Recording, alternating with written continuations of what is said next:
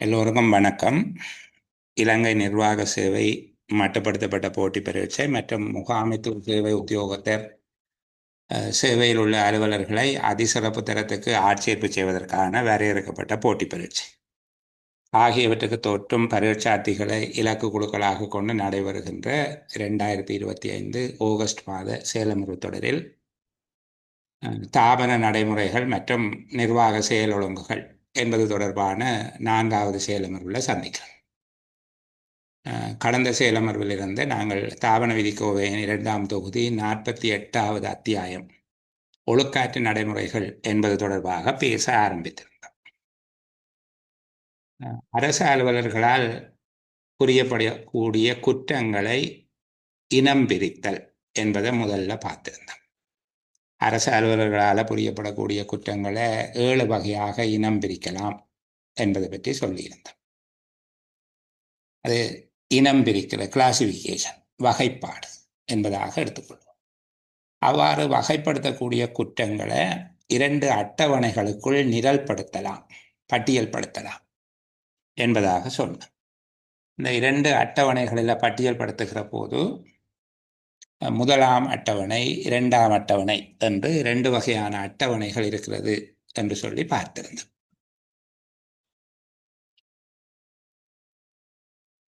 அதில் அந்த அட்டவணைகளுக்கு போவதற்கு முன்பாக ஒவ்வொரு அலுவலர்களுக்கும் அல்லது ஒவ்வொரு அலுவலருடைய வகுதியினர், திணைக்கள தலைவர்கள், நிறைவேற்றுத்தர அலுவலர்கள், பதவி நிலை அலுவலர்கள், பதவி நிலை அலுவலர்கள் அல்லாத அலுவலர்கள் என்கிற விதமாக வகைப்படுத்தி நாங்கள் திணைக்கள தலைவர்கள் மற்றும் பதவி நிலை அலுவலர்கள், நிறைவேற்றுத்தர அலுவலர்கள், பதவி நிலை அலுவலர்கள், பதவி நிலை அல்லாத அலுவலர்கள் என்கிற 4 விதமாக அலுவலர்களை வகைப்பாடு செய்திருந்தோம். அதன் பின்பாக முதலாவது அட்டவணையில் இருக்கிற 16 வகையான குற்றங்களை பட்டியல்படுத்தி சொல்லியிருந்தோம். நான் எளிமையாக ஓரிரு நிமிடங்களில் அதை சொல்லிக் கொண்டு போகிறேன். அரசியல் அமைப்புக்கு கீழ்ப்படியாமை, குடியரசு அவமானப்படும் வகையில் செயல்படுதல், அரசாங்கத்துக்கு எதிரான செயல்கள், லஞ்ச ஊழல் தொடர்பான குற்றங்கள், கடமை நேரத்தில் அல்லது அலுவலக அமைவிடத்தில் குடிபோதையில் இருப்பது, நச்சு போதைப் பொருளை பயன்படுத்துவது, அரச நிதியை தவறாக பயன்படுத்துவது, அரச சொத்துக்களை தவறாக பயன்படுத்துவது, அரசின் சிறப்புரிமைகளுக்கு அல்லது அரச உரிமைகளுக்கு கேடு விளையும் வகையில் செயற்படுவது, 10வது அரச சேவை அவமானப்படும் வகையில் செயற்படுதல், 11 முறையற்ற வகையிலான தகவல் வழங்குதல், 12 அரச ஆவணங்களில் மாற்றம் செய்தல், 13 அரசாங்க அலுவலருடைய கடமைக்கு தடை ஏற்படுத்துதல், 14வது சிரேஷ்ட அலுவலரின் கட்டளைகளுக்கு கீழ்ப்படியாமை, 15 நிர்வாக ஒழுங்கு விதிகளை அல்லது நிர்வாக கருவிகளை கற்று விளங்கி அதன்படி செயற்படாமை, 16 மேலே உள்ள அவ்வளவு குற்றங்களையும் செய்து என்கிற முதலாவது அட்டவணை இருக்கிறது என்று சொல்லி பார்த்திருந்தோம்.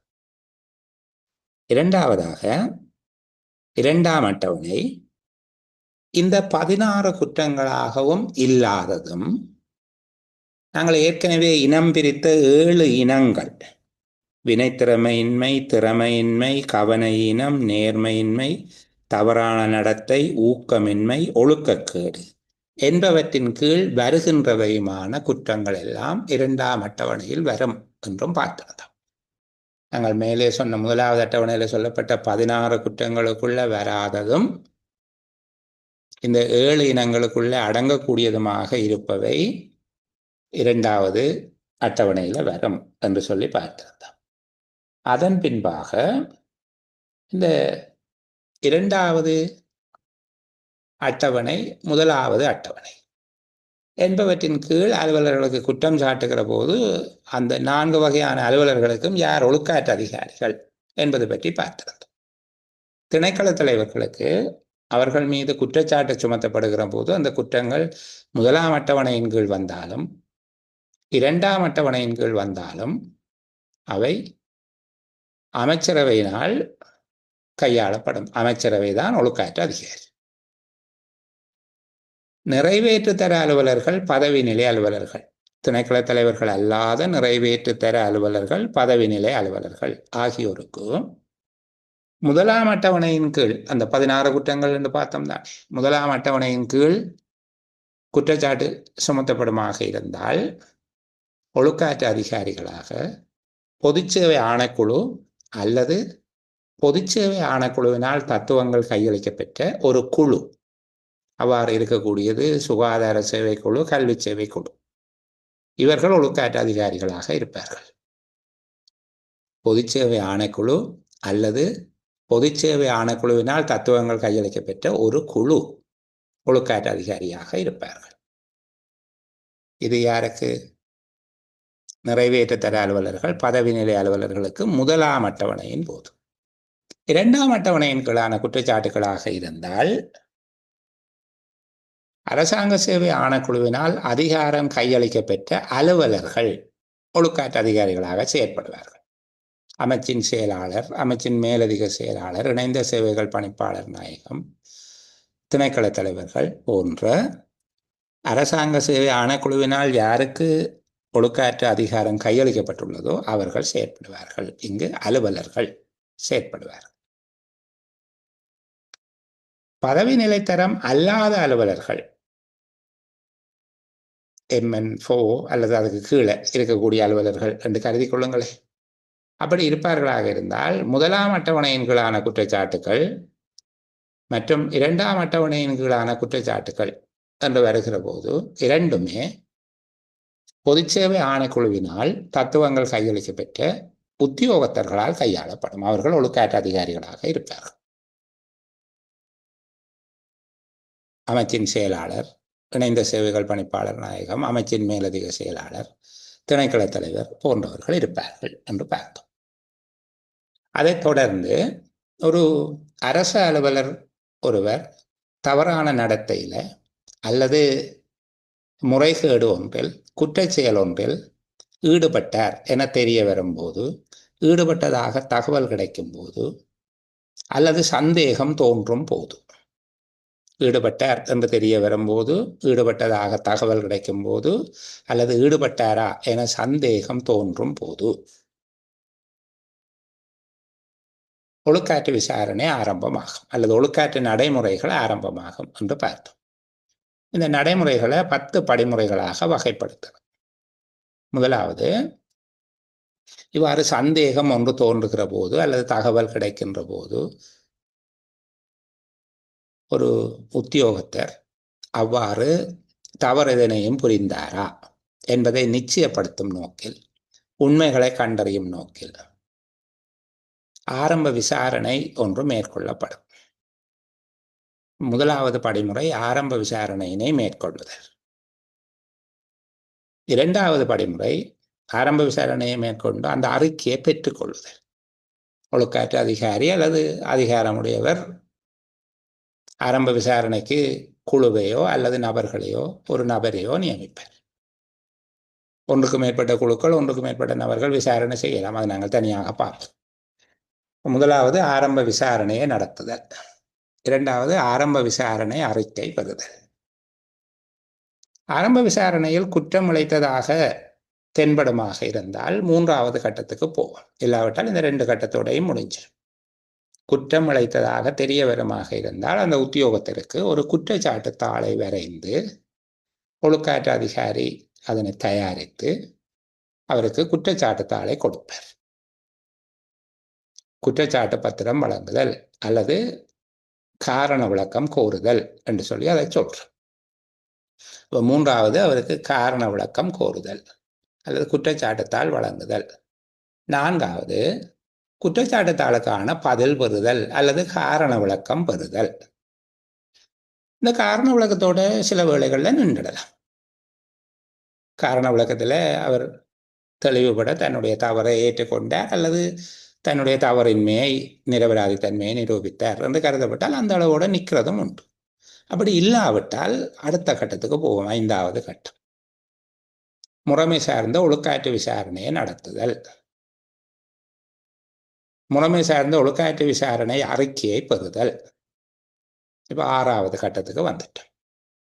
இந்த அளவோடு ஒரு நாளும் நெல்லாது. இது வந்தால் அங்கால கண்டினியூ பண்ணும். முறைமைசார் ஒழுக்காற்று விசாரணை அறிக்கையை பெறுதல். இப்போ இந்த அறிக்கையை ஒழுக்காற்று அதிகாரி பெற்று அதனை ஆராய்ந்து அதன் அடிப்படையில் ஒழுக்காற்று கட்டளையை பிறப்பிப்பார். 7வது ஒழுக்காற்று கட்டளை பிறப்பித்தல். ஒழுக்காற்று கட்டளை பிறப்பித்தல் என்பதனுடைய பொருள் அந்த விசாரணை தொடர்பாக தீர்ப்பளித்தல். அதை விடுவிப்பதாக இருக்கலாம், தண்டிப்பதாக இருக்கலாம், என்னமோ எதுவும் இருக்கலாம். ஆனால் ஒழுக்காற்று கட்டளை பிறப்பித்தல் என்பது அந்த விசாரணைக்குரிய தீர்ப்பினை வழங்குதல். 8வது ஒழுக்காற்று கட்டளையினை நடைமுறைப்படுத்துதல். தீர்ப்பு வழங்கப்பட்டால் அதை இம்ப்ளிமெண்ட் பண்ணப்பட வேண்டும். 8வது ஒழுக்காற்று நடவடிக்கைக்குரிய தீர்ப்பினை வழங்குதல். இந்த அளவோடு முற்றுப்பெறாது சில வேளைகளில் ஒழுக்காற்று அதிகாரியினால் தனக்கு வழங்கப்பட்ட கட்டளையினை அல்லது தண்டனையினை, நிபந்தனையினை பொருத்தமற்றது என்று கருதக்கூடிய ஒரு உத்தியோகத்தர், அதனால் மனக்குறை அடைகின்ற உத்தியோகத்தில் ஒருவர் மேன்முறையீட்டு அதிகாரிக்கு மேன்முறையீடு செய்யலாம். அதற்குரிய ஏற்பாடுகள் செய்யப்பட்டுள்ளது.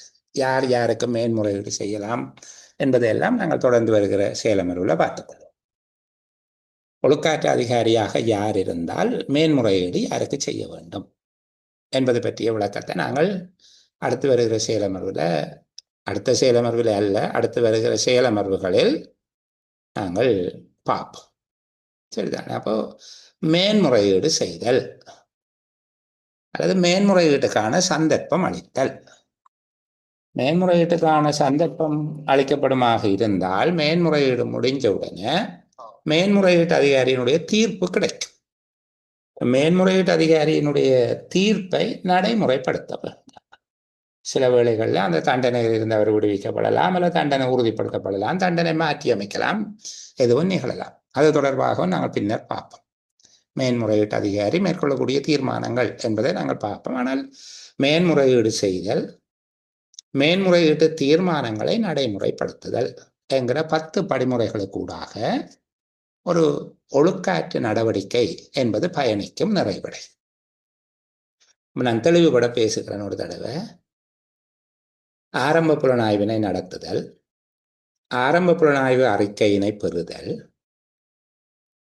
குற்றச்சாட்டுத்தாள் வழங்கல் அல்லது காரண விளக்கம் கோருதல், 4வது காரண விளக்கம் பெறுதல், 5வது முறைமைசார் ஒழுக்காற்று நடவடிக்கையை நடாத்துதல், 6வது விசாரணை அறிக்கையினை பெறுதல், 7 ஒழுக்காற்று கட்டளையினை விதித்தல், 8வது ஒழுக்காற்று கட்டளையினை நடைமுறைப்படுத்துதல், 9 மேன்முறையீடு செய்வதற்கு சந்தர்ப்பம் அளித்தல், 10 மேன்முறையீட்டு தீர்மானத்தினை நடைமுறைப்படுத்துதல் என்கிற இந்த 10 படிமுறைகளுக்கு ஊடாக அது செல்லும் என்று சொல்லி பார்த்தோம். இப்போ இந்த இடத்துல வச்சுக்கொண்டு நாங்கள் ஆரம்ப புலனாய்வு ஒன்று எவ்வாறான சந்தர்ப்பங்களில் ஆரம்பிக்கப்படும் அல்லது ஆரம்ப புலனாய்வு என்றால் என்ன என்பது தொடர்பாக விளங்கப்படுத்தி இருந்தன. சரிதானே? ஆரம்ப புலனாய்வு என்பதற்கான விடை எழுதுவதாக இருந்தால் ஆரம்ப புலனாய்வு தொடர்பில் முதல்ல எப்போது செய்யப்படும், 2வது ஏன் செய்கிறோம், 3வது யார் செய்கிறார்கள், இந்த விடயங்களை உள்ளடக்கியதாக அவர்கள் தொழிற்படுவது எவ்வாறு என்பதை உள்ளடக்கியதாக அந்த பதில் இருக்க வேணும் என்று சொல்லி தந்திருந்தனர். அந்த விடயத்தை அந்தளவு மெதுவாக சொல்ல இல்லை, இருந்தாலும் ஒரு மெல்லிய மீளாய்வாக பேசிக்கொண்டு போகலாம். சரிதானே? அப்போ இதில் முதலாவது இந்த இடத்துல வச்சு உடைச்சன.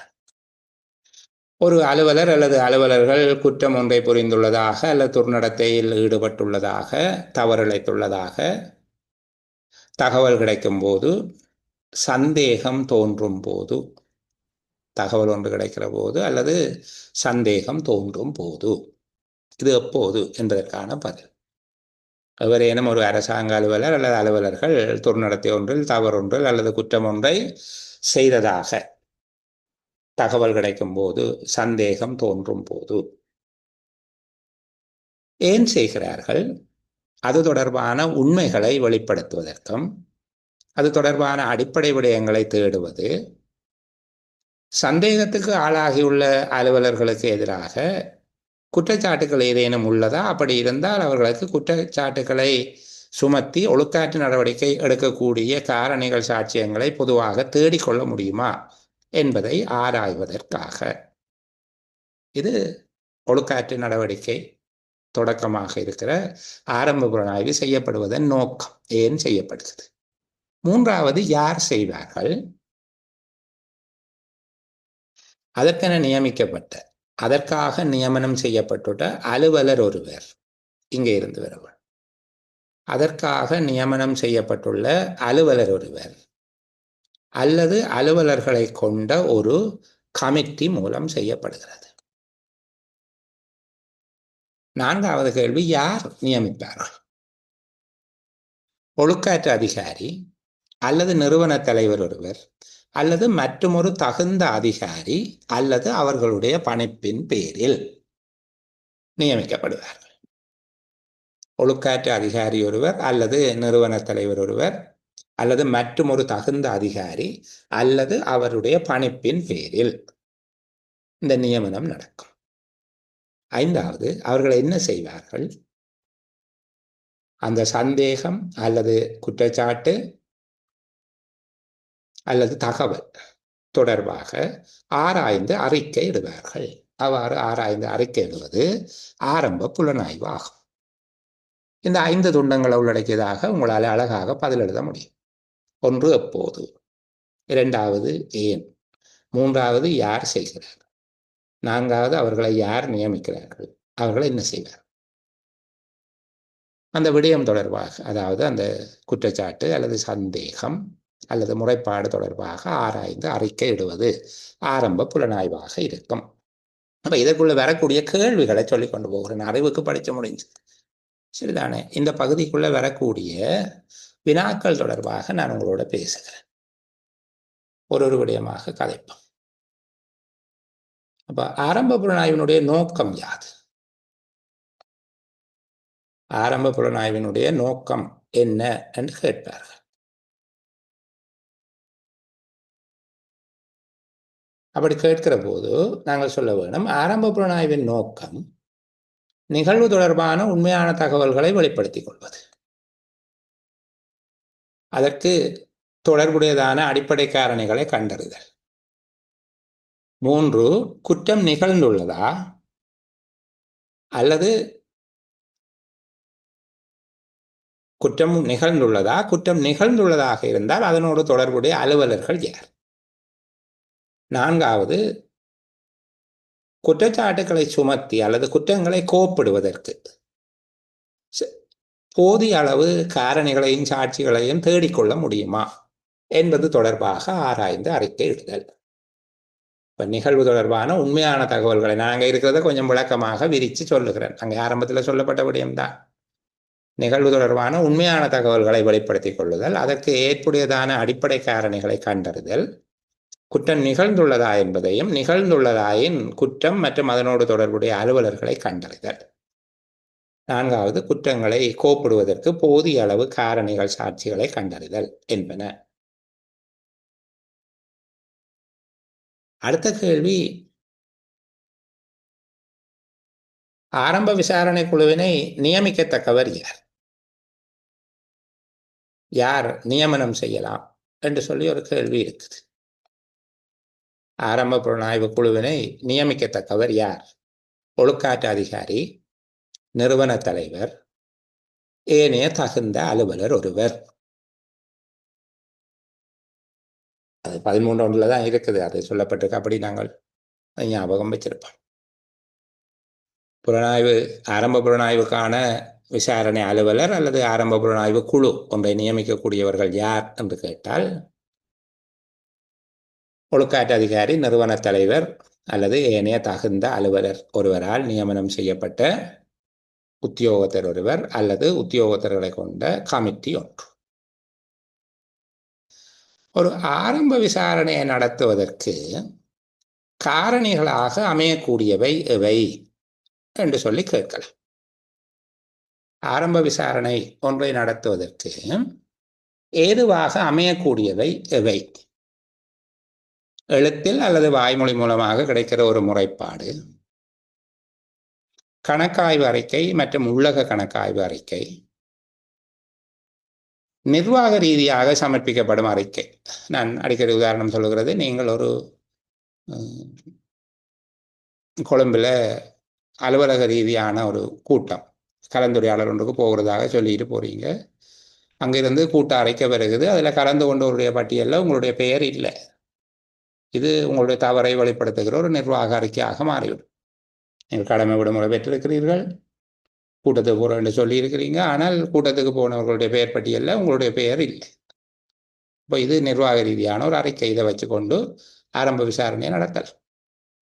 அதே போல போலீஸ், நீதிமன்றம், வேறு நியதி சட்ட அதிகாரி ஒருவர் வழங்குகின்ற அறிவித்தல்.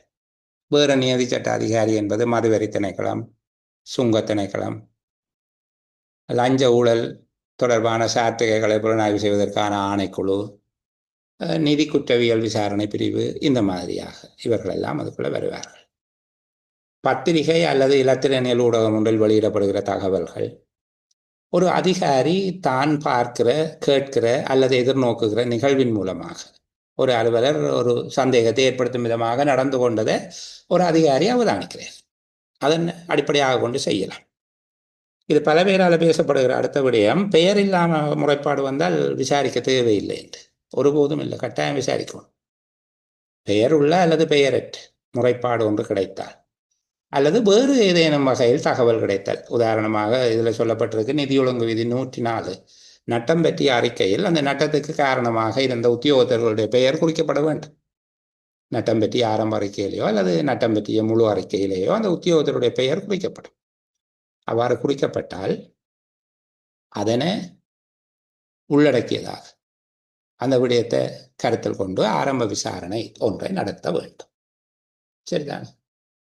சரி, அடுத்த விடயம், இந்த ஆரம்ப புலனாய்வு அலுவலர்களுடைய கடமைகள் என்ன என்று சொல்லி கேட்பார்கள். அதுக்கு முன்பாக ஒரு முக்கியமான விடயத்தை சொல்லுகிறேன். ஒரு ஆரம்ப புலனாய்வு என்பது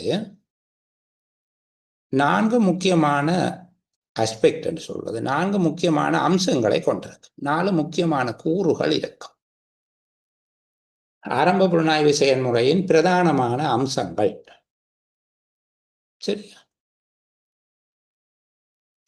4 பகுதிகள் இருக்கும். ஒன்று, ஒரு துர்நடத்தை நிகழ்ந்தமை தொடர்பான முன் தகவல். துர்நடத்தை ஒன்று நிகழ்ந்தமை தொடர்பான ஒரு முன் தகவல். அதாவது துர்நடத்தை ஒன்றில், குற்றச்செயல் ஒன்றில், முறைகேடு ஒன்றில் அலுவலர் ஈடுபட்டதாக சந்தேகம் தோன்றுதல், தகவல் கிடைத்தல் அல்லது குற்றம் சாட்டப்படுதல். ஒரு குற்றச்சாட்டு யாரோ சுமத்துகிறார், அறிக்கையில் குற்றச்சாட்டு தான் அது தகவல் இல்லை, குற்றச்சாட்டு. கணக்காய்வு அறிக்கை, நட்டம் பற்றிய அறிக்கை, போலீசாருடைய அறிக்கை போன்றவற்றில். அப்போ ஒரு அலுவலர் முறைகேடு ஒன்றில் அல்ல குற்றச்செயல் ஒன்று, துர்நடத்தை ஒன்றில் ஈடுபட்டதாக தகவல் கிடைக்கும் போது, சந்தேகம் தோன்றும் போது, குற்றம் சுமத்தப்படும் போது, அப்போ இது ஒரு அடிப்படையாக இருக்கும். இரண்டாவது, அந்த புலனாய்வுக்கான அதிகாரத்துடன் ஒரு குழு அமைக்கப்படுது. இது 2வது முக்கியமான ஒரு ஆஸ்பெக்ட். ஆரம்ப புலனாய்வை மேற்கொள்பவர்களுக்கு அல்லது மேற்கொள்பவருக்கு அதற்கான நியமனம் குறித்த காலப்பகுதியோடு வழங்கப்படுதல். இந்த காலப்பகுதிக்குள்ளே இதை செய்யுங்கோ என்று சொல்லி அவர்களுக்கு அதிகாரம் அளிக்கப்படுதல். 3வது, அவர்களுடைய செயற்பாட்டை நிறைவேற்றுதல். அதாவது ஆரம்ப புலனாய்வின் போது போதிய விடயங்கள், சாட்சிகள் போன்றவற்றை அவர்கள் கலெக்ட் பண்றது. 4வது, ரிப்போர்ட்டிங். விவேகமாக முதன்மை கடமையாக அதனை கருதி நிறைவேற்றி அறிக்கை விடுதல்.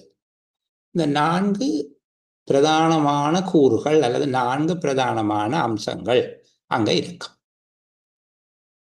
இது ஆரம்ப புலனாய்வு தொடர்பான பிரதான அம்சங்கள் என்று கேட்கப்பட்டால் இந்த 4 அம்சங்களை உள்ளடக்கியதாக இருக்கும். அவர்களுடைய கருமங்கள் வேறு. இது ஆரம்ப புலனாய்வு ஒன்றின் அம்சங்கள் 4 இருக்குது என்று சொல்லி நாங்கள் விளங்கி வச்சுக்கொள்ள வேண்டும். சரி, இந்த ஆரம்ப புலனாய்வு தொடர்பாக மேற்கொள்ளப்படுகிற நடவடிக்கைகள் பற்றி நாங்கள் கொஞ்சம் பார்ப்போம். சரிதானே? ஆரம்ப புலனாய்வு அலுவலர் ஒருவர் எவ்வாறான கடமைகளை மேற்கொள்வார்? ஆரம்ப புலனாய்வு அலுவலர் ஒருவருடைய கடமைகள் எவை?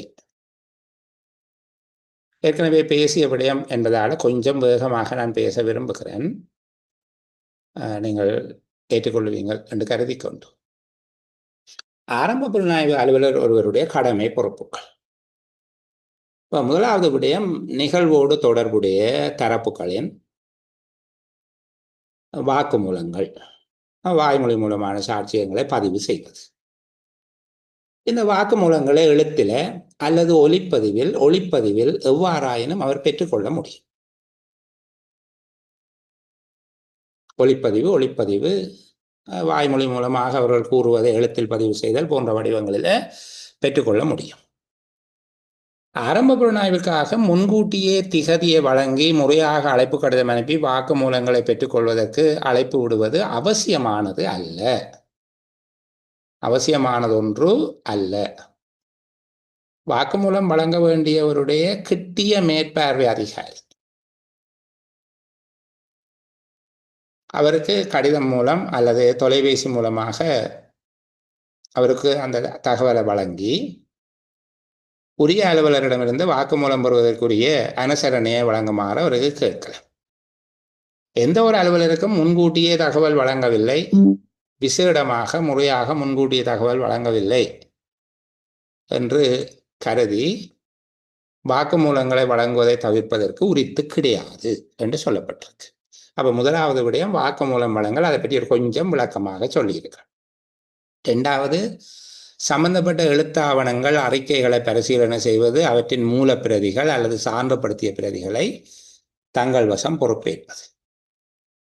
பௌதிக ரீதியாக சரிபார்க்க வேண்டியிருந்தால் சொத்துக்கள், களஞ்சிய பொருட்களை சரிபார்ப்பது.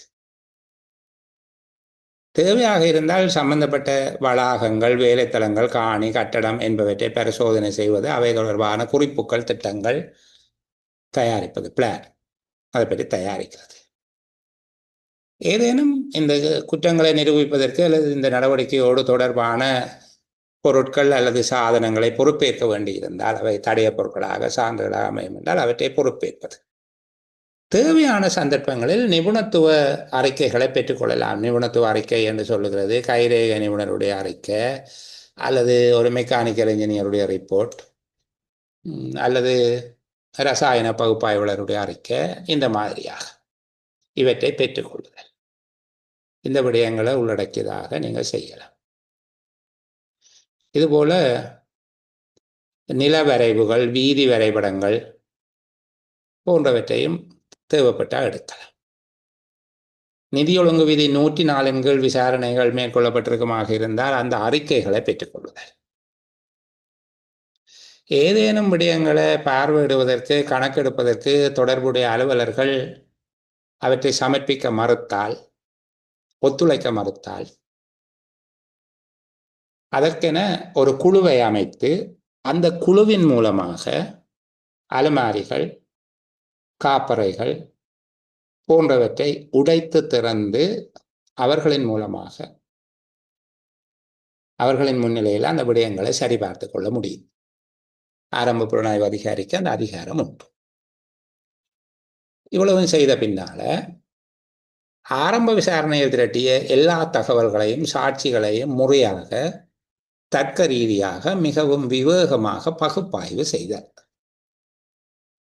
அடுத்த கடமை மிக விவேகமாக பகுப்பாய்வு செய்தார். இவை அடிப்படை கடமைகள். இது தொடர்ந்து நாங்கள் எழுத வேண்டும். மேற்படி பகுப்பாய்வை அடிப்படையாக கொண்டு நடந்த துர்நடத்தைகள் மற்றும் தவறுகள் எவை, அவற்றை மேற்கொண்ட நபர் அல்லது நபர்கள் யார், அதனோடு தொடர்புடைய காரணிகள் மற்றும் சாட்சிகள், சாட்சியாளர்கள் என்பவற்றை அடையாளம் காணுதல், தங்களுடைய ஆரம்ப புலனாய்வில் அறிந்து கொண்ட விடயங்கள் தொடர்பான அவதானிப்புகள், பரிந்துரைகள் என்பவற்றை உள்ளடக்கிய பூரணமான அறிக்கை ஒன்றை வழங்க வேண்டும். குற்றம் அல்லது துர்நடத்தை ஒன்று நிகழ்ந்திருப்பதாக தெரிந்தால் தாபன விதிக்கோவை தொகுதி 2 பின்னிணைப்பு 5 அல்லது 6 மாதிரிக்கு அமைவாக குற்றச்சாட்டு தாள் ஒன்றினை வரைவுபடுத்தி அறிக்கையோடு சமர்ப்பித்தல் வேண்டும். புலனாய்வு அறிக்கையுடன் நிர்வாக சுற்றறிக்கை 14/2014 அமைவாக நாட்குறிப்பேட்டின் குறிப்புகளை சமர்ப்பித்தலும் வேண்டும். இந்த அளவோடு நாங்கள் நிறைவு செய்திருந்தோம். இதுதான் நாங்கள் கடந்த செயலமர்வில் பேசியது. 2 மணி நேரமாக பேசியதை நான் அரை மணி நேரத்தில் சுருக்கமாக சொல்லியிருக்கிறேன். அதில் ஒரு நாங்கள் கடந்து வந்த பாதை தொடர்பாக விவரித்தல் மட்டும் செய்திருக்கிறோம். இந்த விடயத்தில் ஏதேனும் ஒரு புரிதல் குறைபாடு இருக்குமாக இருந்தால் நாங்கள் கடந்த செயலமர்வில் முழுமையாக இருந்தவர்களுடைய நேரத்தை விரயம் செய்யாமல் நீங்கள் எனக்கு ஒரு குரல் ஒலிப்பதிவு அனுப்பலாம் அல்லது டைப் பண்ணியும் அனுப்பலாம்.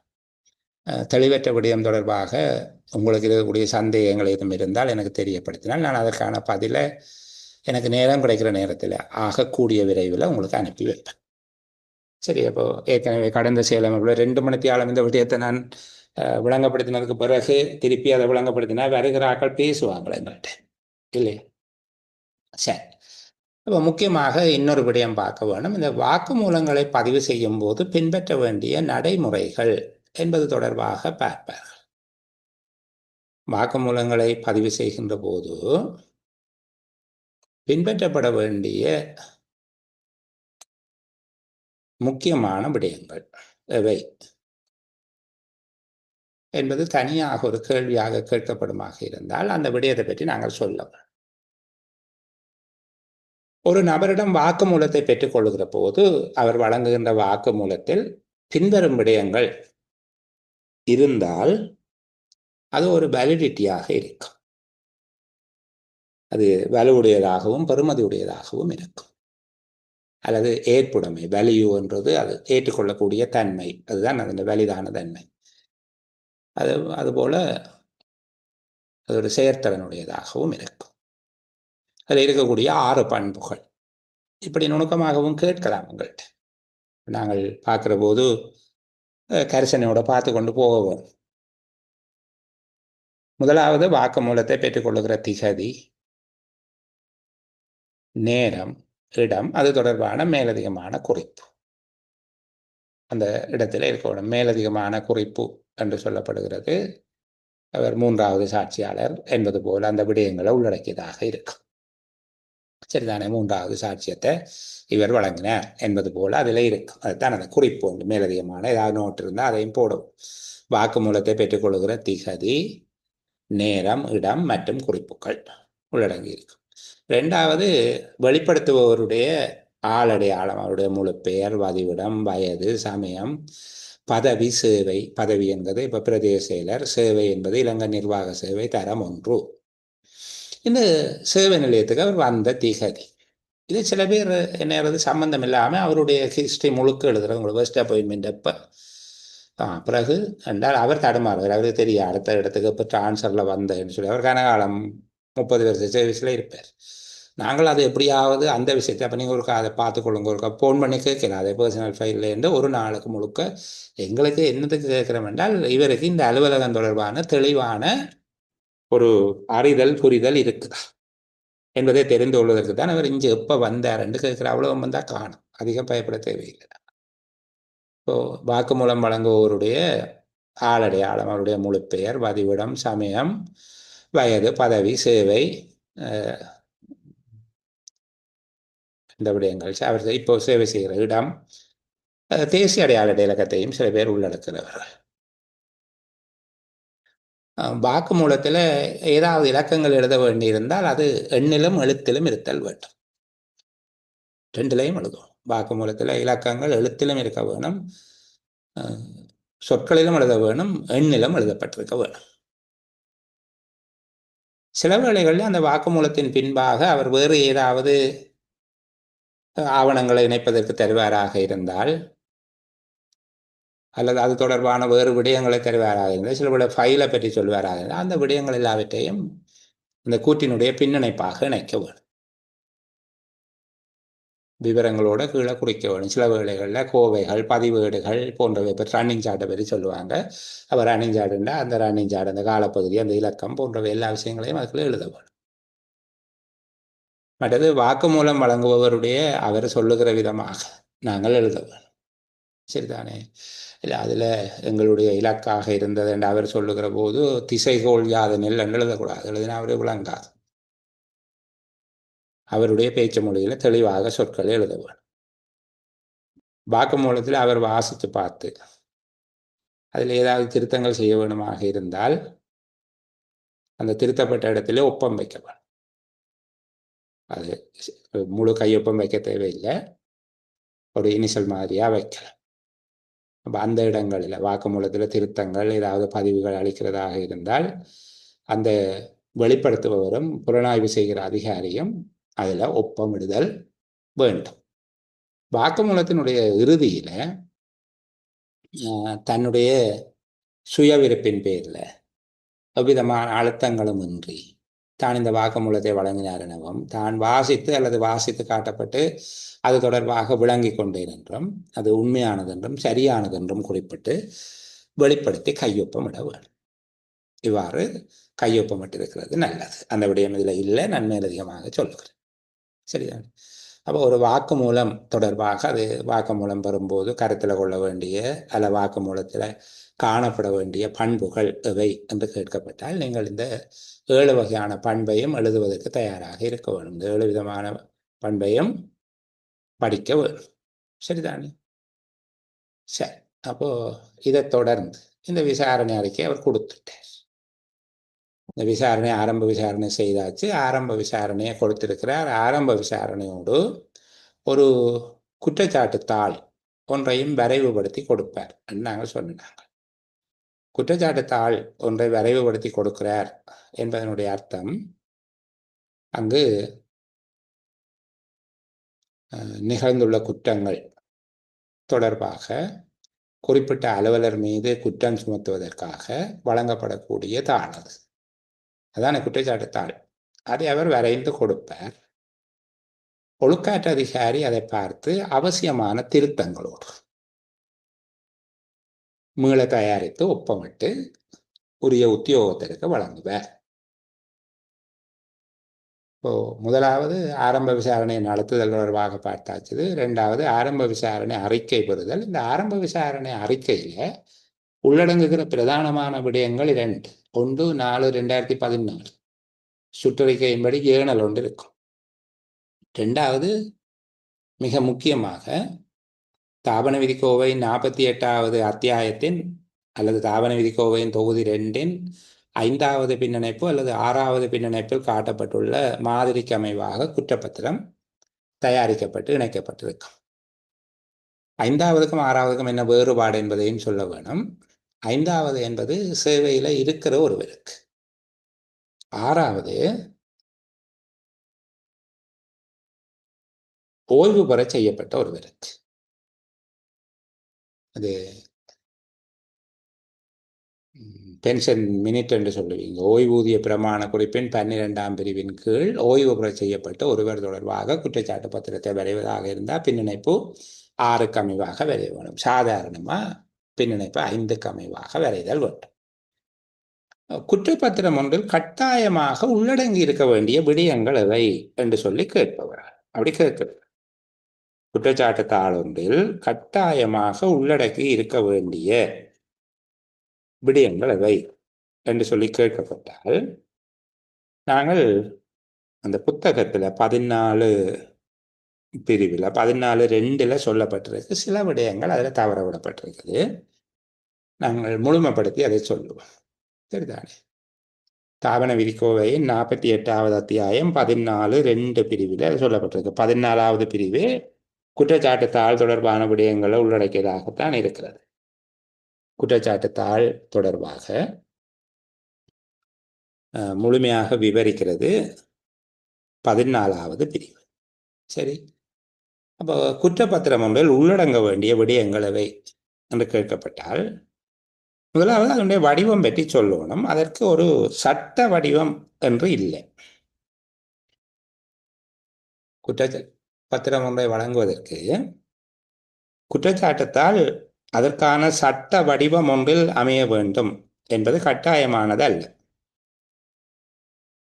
இருப்பினும் குற்றப்பத்திரம் குற்றஞ்சாட்டப்பட்டுள்ள அலுவலருக்கு எதிராக முறைமை சார்ந்த விசாரணை ஒன்றை தொடரக்கூடிய வகையில், குற்றஞ்சாட்டப்பட்ட அலுவலர் ஒருவருக்கு எதிராக முறைமை சார்ந்த விசாரணை ஒன்றை தொடரக்கூடிய வகையில் அவரால் புரியப்பட்டது என்று சந்தேகமின்றி தெரிய வந்துள்ள துர்நடத்தை அல்லது துர்நடத்தைகள், குற்றச்செயல்கள் தொடர்பாக அது பற்றிய விடயங்களை உத்தியோகத்தொடர்புகளால் புரியப்பட்டது என்று தெளிவாக தெரிய வந்த குற்றங்கள் அல்லது துர்நடத்தைகள் தொடர்பாக தெளிவாகவும் எளிதாகவும், சிம்பிளாகவும் இருக்கும், சரி, அந்த கிளாரிட்டியும் இருக்கும், அதில் தெளிவாகவும் எளிதாகவும் விடயங்கள் உள்ளடக்கப்பட்டிருக்க வேண்டும். வடிவம் ஒரு சட்ட ரீதியான வடிவத்தில் இருக்க தேவையில்லை. ஆனால் குற்றஞ்சாட்டப்பட்ட அலுவலருக்கு எதிராக முறைமைசார் விசாரணை ஒன்றை தொடரக்கூடிய வகையில் அவரால் புரியப்பட்டவை என்று சந்தேகமின்றி தெரிய வந்துள்ள தவறுகள் பற்றிய விடயங்கள் அங்கு தெளிவாகவும் எளிதாகவும் உள்ளடக்கப்பட்டிருக்க வேண்டும். ஒரு குற்றச்சாட்டு பத்திரத்தில் இந்த 16 விடயங்கள் கட்டாயமானதாக உள்ளடங்கி இருக்க வேண்டும். இந்த 16 விடயங்களும் இவை என்று சொல்லி இதில் காட்சிப்படுத்தியபடி வேகமாக கதைக்கிறார். குற்றஞ்சாட்டப்பட்ட அலுவலருடைய பெயர், பதவி, சேவை, வகுப்பு, தரம், நிறுவனம் என்பது இருக்க வேண்டும். சேவை என்றா என்ன, வகுப்பு என்றா என்ன, தரம் என்றா என்னென்று நான் உங்களுக்கு சொல்ல தேவையில்லை. சரிதானே? பதவி என்பது இப்போ நிர்வாக உத்தியோகத்தர் என்பது பதவி, சேவை என்பது முகாமைத்துவ சேவை, உத்தியோகத்தர் சேவை, வகுப்பு அல்லது தரம் என்கிறது அதிசிறப்பு தரம், நிறுவனம் மாவட்ட செயலகம், ஏதோ ஒரு மாவட்டம், இப்படியாக இருக்கும். இப்போ குற்றஞ்சாட்டப்பட்ட அலுவலருடைய பெயர், பதவி, சேவை, வகுப்பு அல்லது தரம், வகுப்பு வந்தால் தரம் பெறாது, அன்னைக்கு ரெண்டில் ஒன்று, நிறுவனம். இரண்டாவது, குற்றம் நிகழ்ந்த திகதிகள் அல்லது கால எல்லைகள். குற்றச்சாட்டு தாளில் குறிப்பிடப்பட போகிற குற்றங்கள் நிகழ்ந்த திகதி அல்லது கால எல்லை, எந்த காலப்பகுதிக்குள்ள இது நிகழ்ந்தது என்பது தொடர்பாக சொல்லவும். மூன்றாவது, தாவன விதிக்கோவையில் எந்த பிரிவின் கீழ் குற்றப்பத்திரம் வழங்கப்படுகிறது என்று சொல்லி அதில் ஒவ்வொருவருக்கும் தனித்தனியாக அதிகாரம் அளிக்கப்பட்டிருக்குது, அந்த பிரிவை பார்க்க வேணும். அது 13, 12 வரையில் அதுக்கு முன்னுக்குள்ள பகுதிகளை பார்க்க வேணும். தாவன விதிக்கோவையின் எந்த பிரிவின் கீழ் இந்த அதிகாரம் அளித்தல், ஒழுக்காற்று அதிகாரம் அவருக்கு கையளிக்கப்பட்டிருக்கின்றதை பார்த்து அந்த பிரிவின் கீழே அது கொடுக்கப்படுகிறது. 13(5) கீழ், 13(6) கீழ் அப்படின்னு போடுவார். நான்காவது, எந்த அட்டவணையின் கீழ் வருகிறது, 1ஆம் அட்டவணையா 2ஆம் அட்டவணையா. குற்றச்சாட்டுகள் அவை. குற்றச்சாட்டுகள் அவை என்று சொன்னால் குற்றங்களை சொல்ல வேணும், அவர் புரிந்த குற்றங்கள். அதற்கு பிறகு இந்த குற்றச்சாட்டு 16 குற்றச்சாட்டுகளில் எது என்று, உதாரணத்துக்கு 2 லட்சம் ரூபாய் அரச நிதியினை பயன்படுத்தி தாங்கள் கைத்தொலைபேசி ஒன்றினை கொள்வனவு செய்ததாகவும் அந்த பணத்தை 2 நாட்களுக்கு பின்னர் மீள கட்டுக்காப்பில் வைத்ததாகவும் தெரிய வருது என்கிற போது 7வது குற்றச்சாட்டு அரச நிதியை துஷ்பிரயோகம் செய்தமை அல்லது துஷ்பிரயோகம் செய்ய இடமளித்தமை. 10வது அரசு சேவை அவமானப்படும் வகையில் நடந்து கொண்டமை. 16 மேலுள்ள தவறுகளை புரிந்தமை. 15 இந்த தாபன விதிக்கோவை, நிதி பிரமாணம், பொது சேவை ஆணைக்குழுவின் நடைமுறை விதிகள் போன்றவற்றை கற்று அதன் வழியாக செயற்படாமை என்று சொல்லி அப்படி போட வேணும். குற்றம் என்ன, அது அட்டவணையில் இருக்கிற குற்றம் என்ன என்று சொல்லி விளங்கப்படுத்தி சொல்ல வேணும். அவருடைய குற்றச்சாட்டுக்கு, அவர் மீது சுமத்தப்படுகிற குற்றச்சாட்டுக்கு பதில் வழங்குவதற்கு எவ்வளவு கால அவகாசம் கொடுப்பீங்க, எத்தனை நாளில் அவர் பதில் தர வேணும், யார்கிட்ட பதில் தர வேணும். முறைமை சார்ந்த ஒழுக்காற்று விசாரணையில் குற்றத்தை நிரூபிப்பதற்காக சாட்சியாளர்களாக அழைக்கப்பட இருப்பவர்களுடைய பெயர், பதவி, அவர்களுடைய முகவரிகள். குற்றச்சாட்டுகளை உறுதிப்படுத்துவதற்காக சமர்ப்பிக்கப்பட இருக்கிற எழுத்தாவணங்கள் அவை. சாட்சிகளாக சமர்ப்பிக்கப்பட இருக்கிற வாக்குமூலங்கள், எழுத்தாவணங்கள், ஏனைய பதிவேடுகள் போன்றவை யாருடைய பொறுப்பில் எங்கே இருக்கிறது? குற்றஞ்சாட்டப்பட்டவர் அவற்றை எவ்வாறு பார்வையிடலாம், எப்போது, எந்த இடத்தில் யாரிடம் அனுமதி வர வேண்டும் என்பது தொடர்பாக அவருக்கு பார்வையிடுகிறது குறித்து இருக்கு. அவரை பார்க்கப்பட வேண்டும். குற்றஞ்சாட்டப்பட்டவர் தனக்கு ஆதரவாக தன்னுடைய நிரபராதித்தன்மையை நிரூபிக்கும் நோக்கில் எதிர்காப்பு அலுவலர் ஒருவரை நியமிக்கலாம். எதிர்காப்பு அலுவலர் ஒருவரை நியமனம் செய்து கொள்வதற்குரிய குறித்து மற்றும் அது தொடர்பாக அவர் பின்பற்ற வேண்டிய நடைமுறைகள்.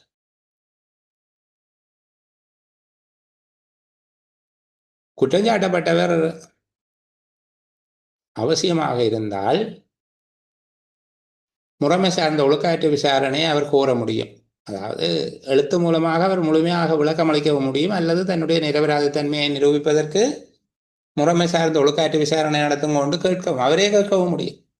சில வேளை குற்றச்சாட்டுத்தால் கொடுக்கிறதோட அவர் விளக்கம் அளிக்கிறதோடு நின்றுடும். அவர் அவ்வாறு விளக்கம் கொடுக்காமல் முறைமை சார்ந்த ஒழுக்காற்று விசாரணை ஒன்றை நிகழ்த்துமாறு அவர் கேட்கவும் முடியும். சரிதானே? உரிய காலப்பகுதிக்குள்ள பதில் வழங்காவிட்டால் என்ன தீர்மானம், என்ன நடவடிக்கை எடுக்கப்படும்? குற்றப்பத்திரம் கிடைத்தது தொடர்பாக உறுதிப்படுத்துமாறு கோரல்.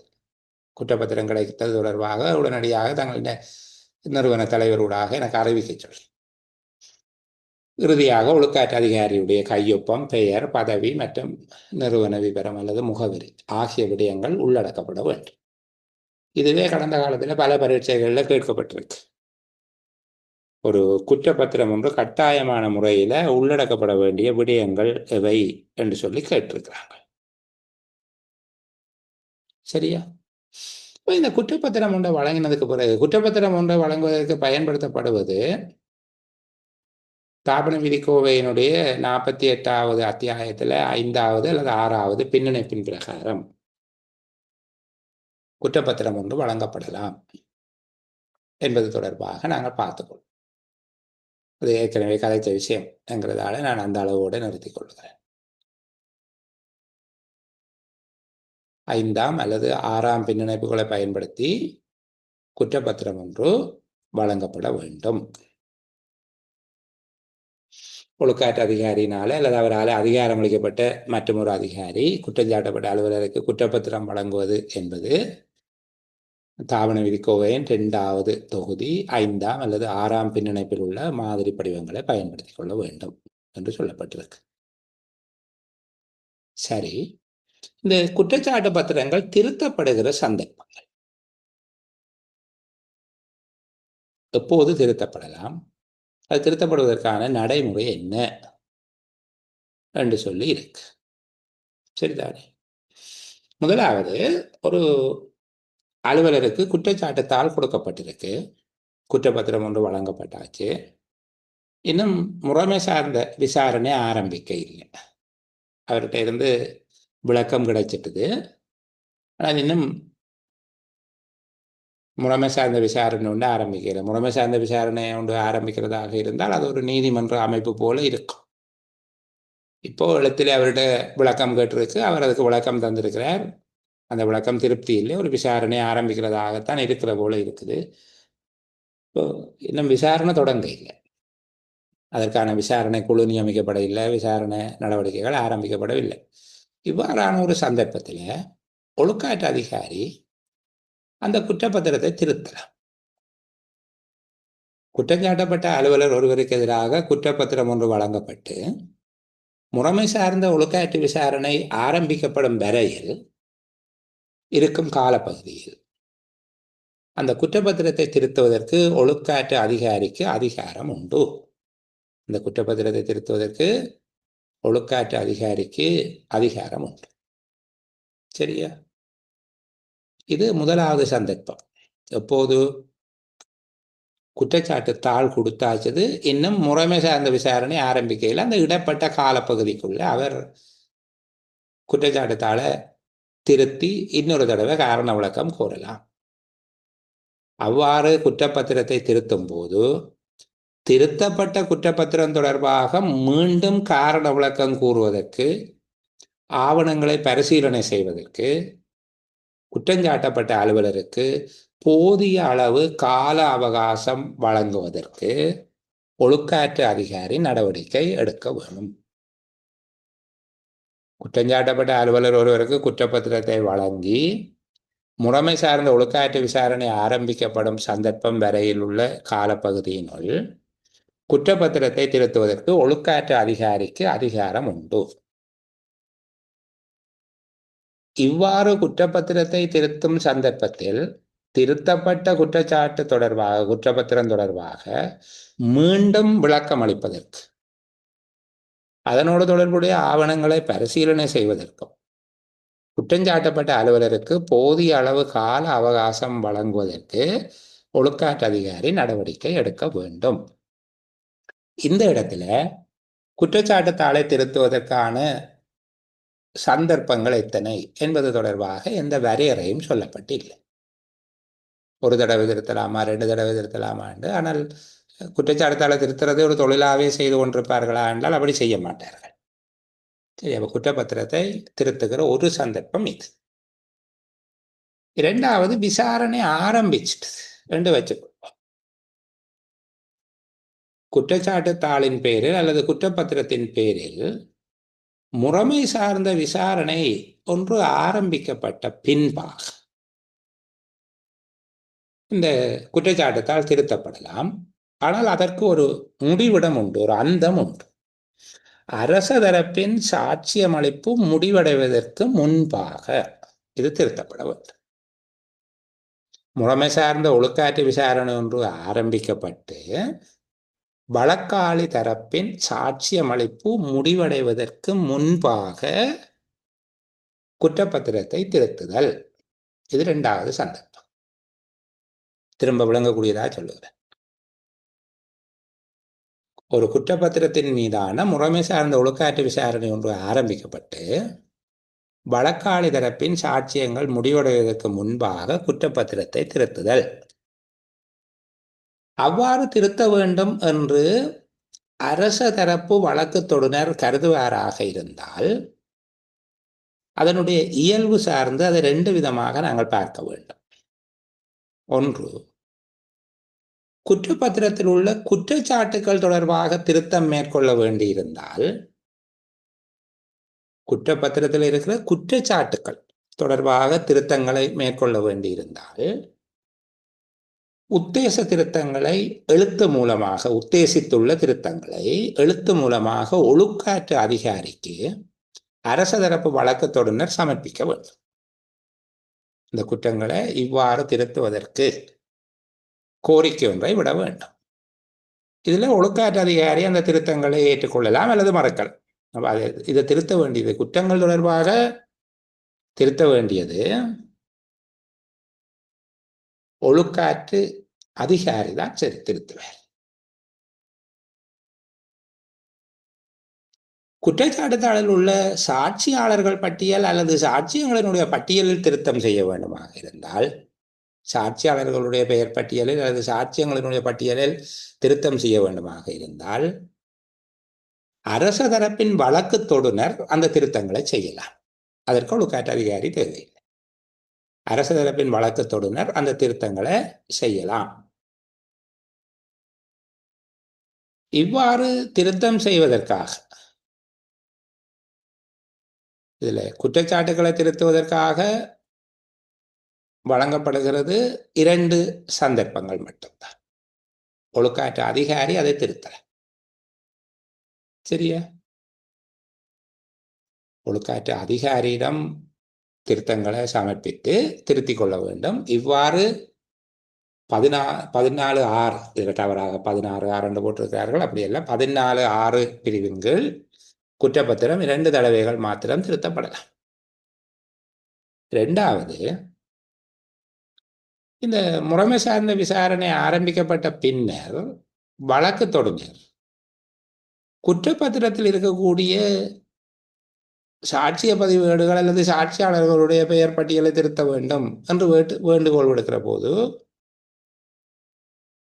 விசாரணை நியாய சபை அது தொடர்பில் சந்தர்ப்பத்துக்கு ஏற்ப தீர்மானிக்கும். அவ்வாறு ஆவணங்கள் அல்லது சாட்சியாளர்களுடைய பெயர் பட்டியலும் 2 தடவை திருத்தம். இதை திருத்துவதாக இருந்தால் ஒழுக்காற்று அதிகாரி, குற்றச்சாட்டுகளை திருத்துவதாக இருந்தால் ஒழுக்காற்று அதிகாரி தான் திருத்த வேணும். அது அரசு தரப்பு வழக்கத்தொடுனர் உத்தேச திருத்தங்களோடு விண்ணப்பம் ஒன்றை அனுப்ப வேண்டும். ஒழுக்காற்று அதிகாரி அதை திருத்தலாம் அல்லது மறுக்கலாம். விசாரணை ஆரம்பிக்கப்பட்டு அரசு தரப்பு சாட்சியங்கள் முடிவடைவதற்கு முன்பு உள்ள சந்தர்ப்பத்தில் தான் இது நடக்கும். குற்றப்பத்திரத்தில் உள்ளடக்கப்பட்ட குற்றச்சாட்டுகள் தவிர சாட்சியாளர்கள் பெயர் பட்டியல் அல்லது சாட்சிய பதிவேடுகளினுடைய பட்டியல், அதாவது ஆவணங்களினுடைய பட்டியல் திருத்தப்பட வேண்டும் என்று தீர்மானிக்கிற போது விசாரணை நியாய சபையிடம் விண்ணப்பித்து அரசு தரப்பு வழக்கத்துடன் அதனை திருத்திக் கொள்ள முடியும். அவ்வாறு திருத்தக்கூடிய ஆகக்கூடிய எண்ணிக்கைகள் 2 தடவைகள். இவ்வாறு எந்த ஒரு சந்தர்ப்பத்திலும் திருத்தம் செய்யப்படுகிற போது திருத்தம் செய்யப்பட்ட குற்றச்சாட்டு தாள் தொடர்பாக மீண்டும் காரண விளக்கம் அளிப்பதற்கும் ஆவணங்களை பரிசீலனை செய்வதற்கும் குற்றஞ்சாட்டப்பட்ட அலுவலருக்கு அல்லது அவரது எதிர்காப்பு அலுவலருக்கு, இப்போது எதிர்காப்பு அலுவலர் வந்துட்டார், முறைப்படி விசாரணை தொடங்கிட்டு அவருடைய எதிர்காப்பு அலுவலருக்கு சந்தர்ப்பம் அளிக்கப்பட வேண்டும். இப்போ குற்றச்சாட்டு பத்திரம் ஒன்றில் உள்ளடங்க வேண்டிய முக்கியமான விடயங்கள் எவை என்று சொல்லி பார்த்துட்டோம். அதே போல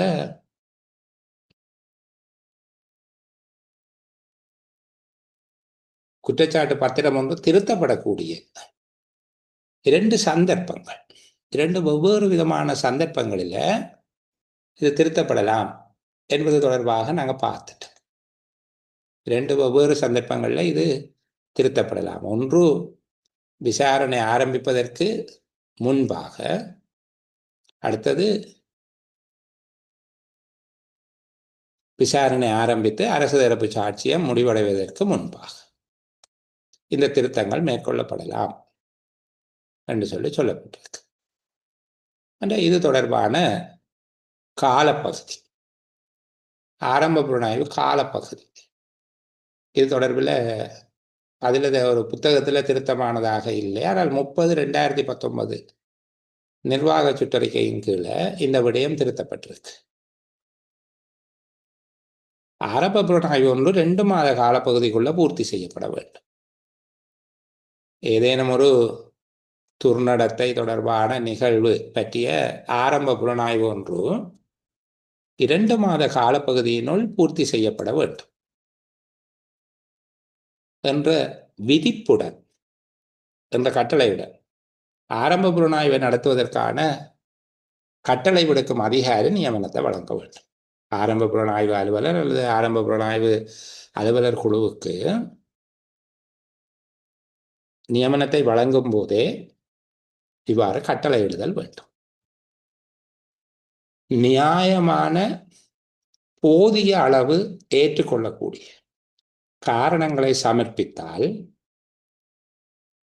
ஆரம்ப புலனாய்வு அலுவலர்கள் அல்லது ஆரம்ப புலனாய்வு குழு நியாயமான ஏற்றுக்கொள்ளக்கூடிய அளவு காரணங்களை சமர்ப்பித்தால் கால நீடிப்புக்குரிய அனுமதியை ஒழுக்காற்று அதிகாரியிடம் பெற்றுக்கொள்ள முடியும். சாதாரணமாக ஆரம்ப விசாரணை ஒன்று நடத்தப்பட வேண்டிய காலப்பகுதி, ஆரம்ப விசாரணைக்கு இடமளிக்கத்தக்க காலப்பகுதி என்று கேட்டால் அவருக்கான நியமனம் வழங்கப்படுவதில் இருந்து 2 மாத காலப்பகுதிக்கு பின்தாமல் 2 மாத காலத்தினுள் ஆரம்ப புலனாய்வு ஒன்றை பூர்த்தி செய்ய வேண்டும் என்று விதிக்கும் அதே சந்தர்ப்பத்தில் புலனாய்வை நடத்துமாறு கட்டளை விடுக்கிற அதிகாரி ஆரம்ப புலனாய்வு அலுவலர் அல்லது ஆரம்ப புலனாய்வு குழுவினருக்கு கட்டாயமாக அறிவிக்க வேண்டும். மிகவும் ஏற்றுக்கொள்ளக்கூடிய போதுமான அளவு காரணிகள் சமர்ப்பிக்கப்பட்டு கால நடிப்புக்குரிய அனுமதியை பெற்றுக்கொள்வதற்கு இது தடையாக இருக்காது. சரிதானே? இது ஆரம்ப புலனாய்வு தொடர்பான முக்கியமான விடயங்கள். அதாவது குற்றச்சாட்டு பத்திரம் ஒன்றை வழங்குவது, குற்றச்சாட்டு பத்திரத்தினுடைய உள்ளீடு,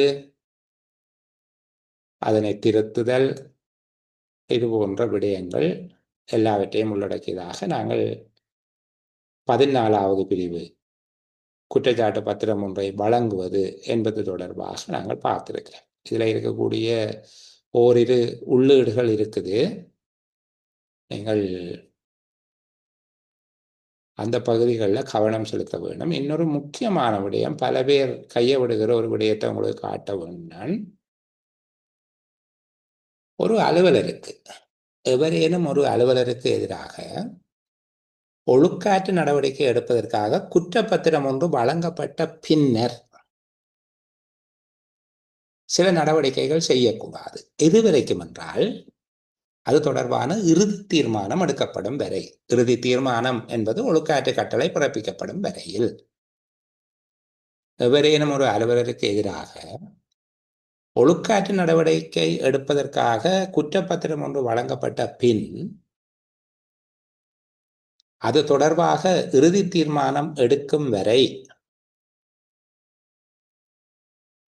சம்பந்தப்பட்ட அலுவலருடைய சம்பள ஏற்றங்கள், பதவி உயர்வு, வெளிநாட்டு பிரயாணங்கள், புலமை பரிசில்கள், சம்பளத்துடனான கல்வி விடுமுறைகள், சம்பள கடன்கள், முற்பணங்கள், சம்பளமற்ற உள்நாட்டு வெளிநாட்டு விடுமுறைகள், இந்த செகண்ட்மெண்ட் மாற்று சேவை முதலியன உடனடியாக செயற்படும் வண்ணம் நிறுத்தப்பட வேண்டும்.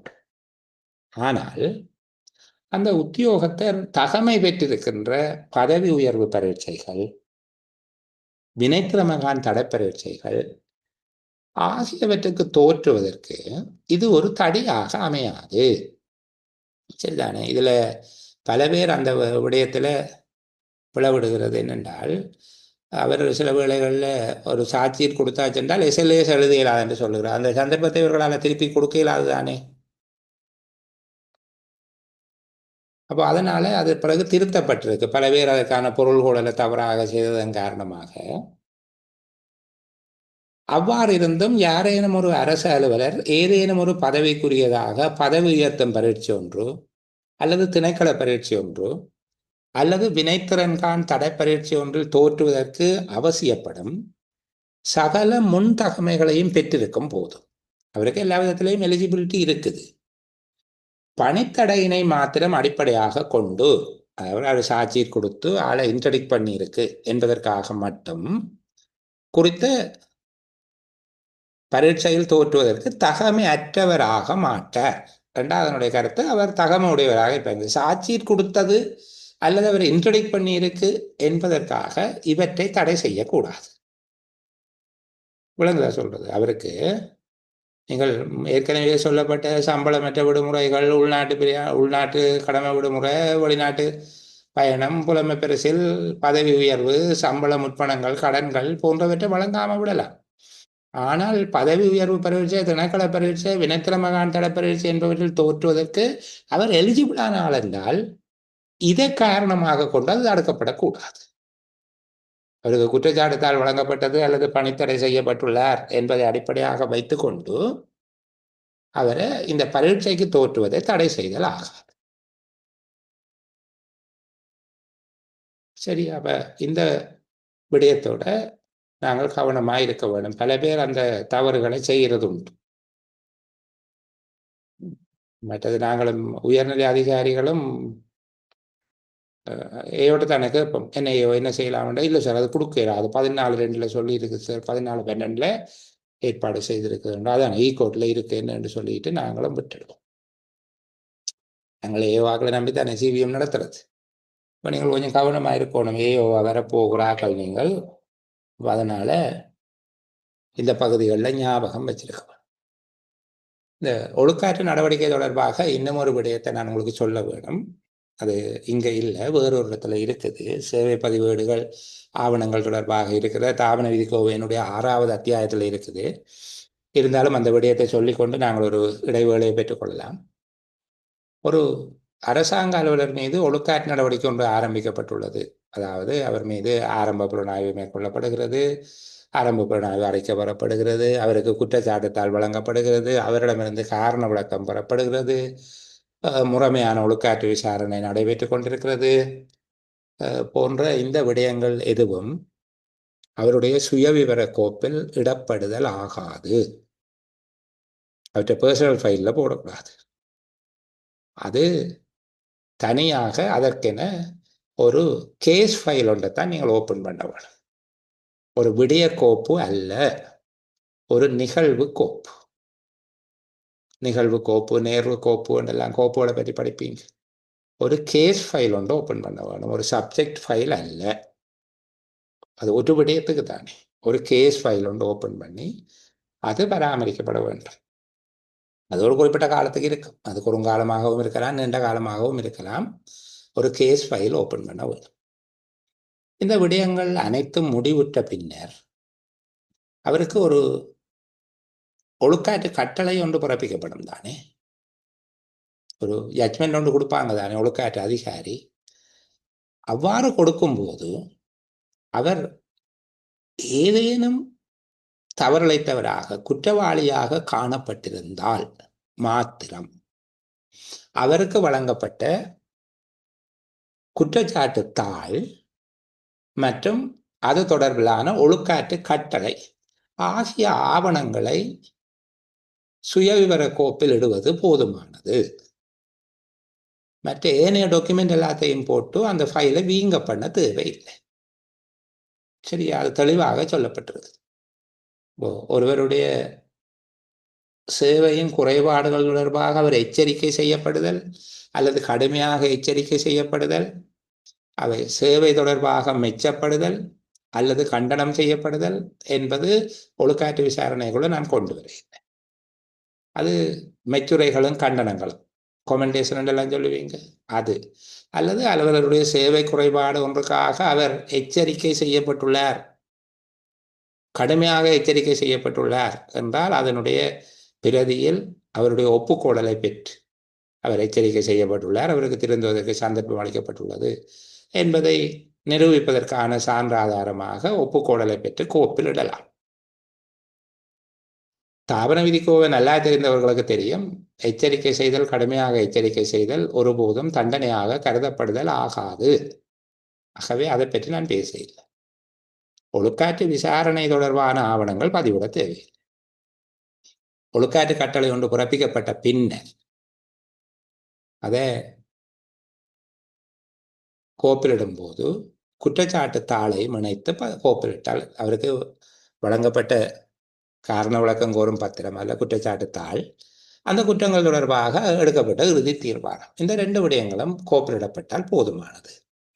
சரி, இப்போது நாங்கள் இந்த அளவோடு நிறைவு செய்து கொண்டு அடுத்த 15வது பிரிவு, குற்றஞ்சாட்டப்பட்ட அலுவலர் ஒருவர் குற்றப்பத்திரம் தொடர்பாக காரண விளக்கம் அளித்தல் என்பதை பார்க்கலாம். இப்போ 9:17 5 நிமிட இடைவேளையில் 9:22க்கு பேசுவோம்.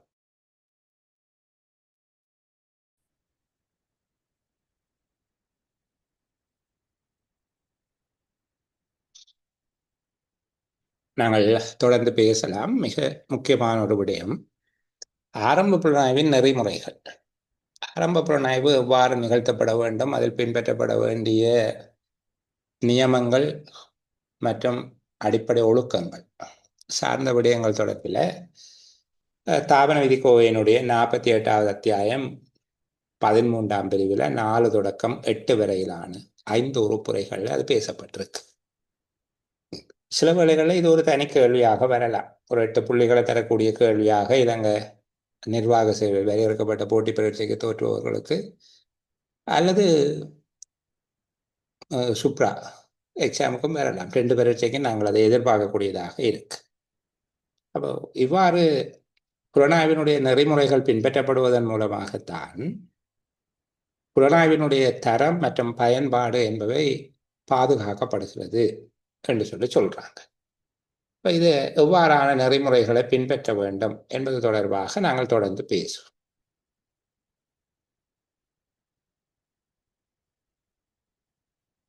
ஆரம்ப புலனாய்வினை தொடர்ச்சியாக மேற்கொள்ள வேண்டும். முதலாவது விடை, ஆரம்ப புலனாய்வினை தொடர்ச்சியாக மேற்கொள்ள வேண்டும். அப்போதான் ஒரே விதமான மனநிலையில செய்யலாம். தொடர்ச்சியாக என்கிறது இரவு பகலா செய்ய வேண்டும் இல்லை, அடுத்தொரும் நாட்களில் செய்வது சிறந்தது. ஆரம்ப புலனாய்வை தொடர்ச்சியாக மேற்கொள்ள வேண்டும். எவரிடமிருந்தாவது சாட்சிகளை பதிவு செய்கின்ற போது அவருடைய தரப்பினரோ எதிர்த்தரப்பினரோ யாராக இருந்தாலும் அங்கு இருப்பதற்கு அனுமதிக்கப்படக்கூடாது.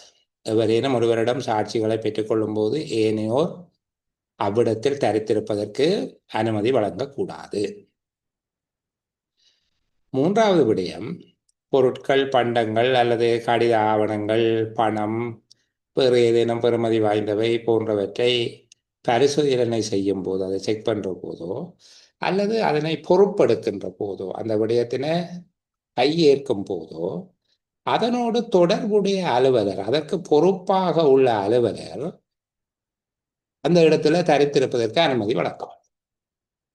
அவருடைய முன்னிலையில அதை செய்ய வேண்டும்.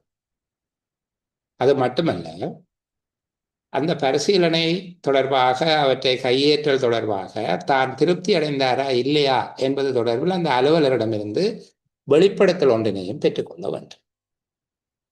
பொருட்கள், பண்டங்கள், கடித ஆவணங்கள் மற்றும் பெறுமதி வாய்ந்த பொருட்கள் போன்றவற்றை பரிசீலனை செய்யும் போது, பௌதீக ரீதியாக சரிபார்க்கும் போது, அவற்றை தம்பசம் கையேற்கும் போது ஒரு புலனாய்வு அலுவலர் அவற்றுக்கு பொறுப்பாக உள்ள அலுவலருடைய முன்னிலையில் மேற்கொள்ள வேண்டும்.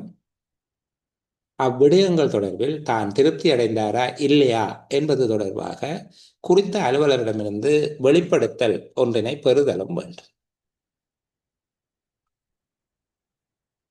தேவையான கடித ஆவணங்கள், பொருட்கள் போன்றவற்றை அதற்கு பொறுப்பான அலுவலர் அல்லது உரிய அலுவலர் ஒப்படைக்க மறுத்தால் அல்லது வேண்டுமென்றே ஒப்படைப்பதை தாமதப்படுத்தினால், வேறு சாக்கு போக்கு சொல்லுவாராக இருந்தால், விசாரணை அலுவலர், ஆரம்ப விசாரணை அலுவலர் தன்னால் பெயர் கொடுத்து நியமிக்கப்படுகின்ற ஒரு குழுவின் மூலமாக அலுமாரி, அடுக்குப்பட்டி அவற்றின் பூட்டுக்களை திறக்க செய்து கணிப்பிட்டு அவற்றை பொறுப்பேற்க வேண்டும். கடித ஆவணங்கள், பொருட்கள் என்பதை உரியவர் ஒப்படைக்காவிட்டால் இந்த புலனாய்வு அதிகாரி அங்கே இருக்கக்கூடியவர்களை நியமித்து, அங்கே இருக்கக்கூடியவர்கள் இல்லாவிட்டால் வேறு அலுவலகத்திலிருந்து நியமிக்கலாம். சில வேளை ஒரு அலுவலகத்தில் 5 பேர் தான் இருப்பாங்க, 5 பேர் மீதும் கூட்டு குற்றச்சாட்டு கண்ட அப்புறம் அவங்கள கொண்டு உடைப்பிக்கிறது தானே. அப்போ பொருத்தமான அலுவலர்கள் பெயரிட்டு அவர்களின் மூலமாக பூட்டுக்களை திறக்க செய்து ஆவணங்கள், பொருட்கள் தேவையான ஏனையவற்றை பொறுப்பேற்றல் வேண்டும். புலனாய்வு நடத்துகிற அலுவலர் புலனாய்வு அறிக்கையில் எழுத்தில் கிடைத்த அல்லது வாய்மொழியாக கிடைத்த சாட்சியங்கள், வாய்மொழி கூற்றுக்கள், பண்டங்கள் மற்றும் பொருட்கள் என்பவற்றை இணைத்து அறிக்கை சமர்ப்பிக்க வேண்டும்.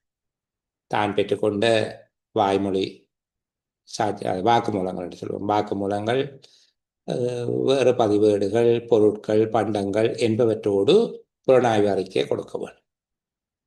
குற்றஞ்சாட்ட முடியுமாக இருந்தால் குற்றப்பத்திர வரைவையும் கொடுக்க வேண்டும். புலனாய்வு தொடர்பான 4-8 பதிவை சமர்ப்பித்தல். நாங்கள் சொன்னது 14/2014, அது புத்தகத்தில் இருக்காது. 14/2014 சுற்றறிக்கைக்கு அமைவாக நாட்குறிப்பேட்டின் பதிவு ஒன்றையும் வழங்குதல் வேண்டும்.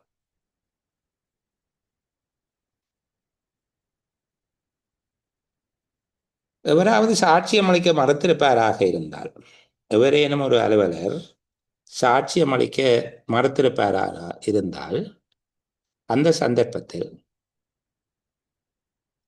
அவ்வாறு சாட்சியம் அளிக்க மறுத்த அலுவலர் தொடர்பாக உரிய அதிகாரிகளுக்கு அறிக்கையிட வேண்டும், ரிப்போர்ட் பண்ண வேண்டும். அது தொடர்பாக அறிக்கையிடுதல் வேண்டும். இன்னொரு முக்கியமான விடயம் இதில் இல்லாதது மேலதிகமாக சொல்லுகிறேன். ஆரம்ப புலனாய்வு ஒன்று நடைபெற்று கொண்டிருக்கும் போது சந்தேகத்துக்கு ஆளான அலுவலர் அல்லது அலுவலர்கள் குறிப்பிட்ட தவறு அல்லது குற்றம் அல்லது துர்நடத்தை தங்களால் புரியப்பட்டதாக ஏற்றுக்கொண்டாலும்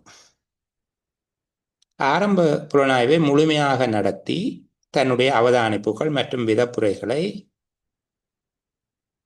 உரிய அதிகாரியிடம் சமர்ப்பிப்பது ஆரம்ப புலனாய்வு அலுவலருடைய பொறுப்பாக இருக்கும். சில பேர் வந்து சொல்லுவாங்க, இனி ஏன் ஐயா நீங்கள் தேவையில்லாமல் எல்லார்டையும் வாக்குமூலம் எடுத்து கொண்டிருக்கிறீங்க, ஒன்றும் தேவையில்லை, நாங்கள் தான் ஐயா செய்த நாங்கள் தான் 4 பேரும் இந்த விஷயத்தை செய்தோம், இப்படித்தான் களவெடுத்தோம், இப்படித்தான் கொண்டு போனோம், வித்தம் எல்லாம் சொல்லுவார்கள். சந்தேகத்துக்கு ஆளான அலுவலர் அல்லது அலுவலர்கள் ஆரம்ப புலனாய்வு நடைபெற்று கொண்டிருக்கும் போது குறித்த தவறு, குற்றம், துர்நடத்தை தங்களால் புரியப்பட்டது என்று ஏற்றுக்கொண்டாலும் ஆரம்ப புலனாய்வை முழுமையாக நடத்தி தன்னுடைய அவதானிப்புகள் மற்றும் விதப்புரைகளை சம்பந்தப்பட்ட அதிகாரிக்கு சமர்ப்பிக்க வேண்டும். இவ்வளவுதான் ஆரம்ப புலனாய்வினுடைய நெறிமுறைகள். மேலதிகமாக சில விடயங்களை நீங்கள் சேர்த்துக் கொள்ளலாம்.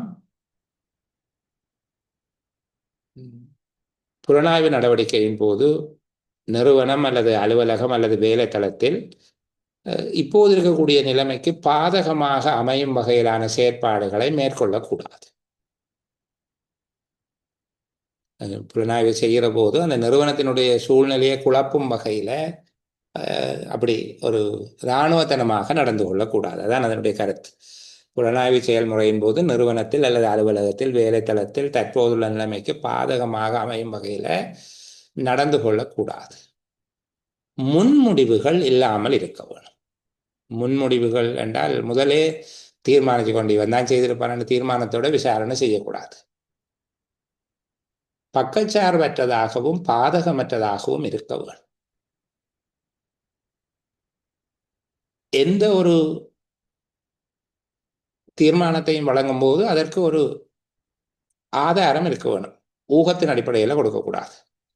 சமர்ப்பிக்கப்படுகிற அவதானிப்புகள், முடிவுகள், பரிந்துரைகள் என்பவற்றுக்கு அடிப்படை இருக்க வேண்டும். இந்த அடிப்படையில் தர்க்க ரீதியான நியாயப்பாடு அங்கே இருக்க வேணும்.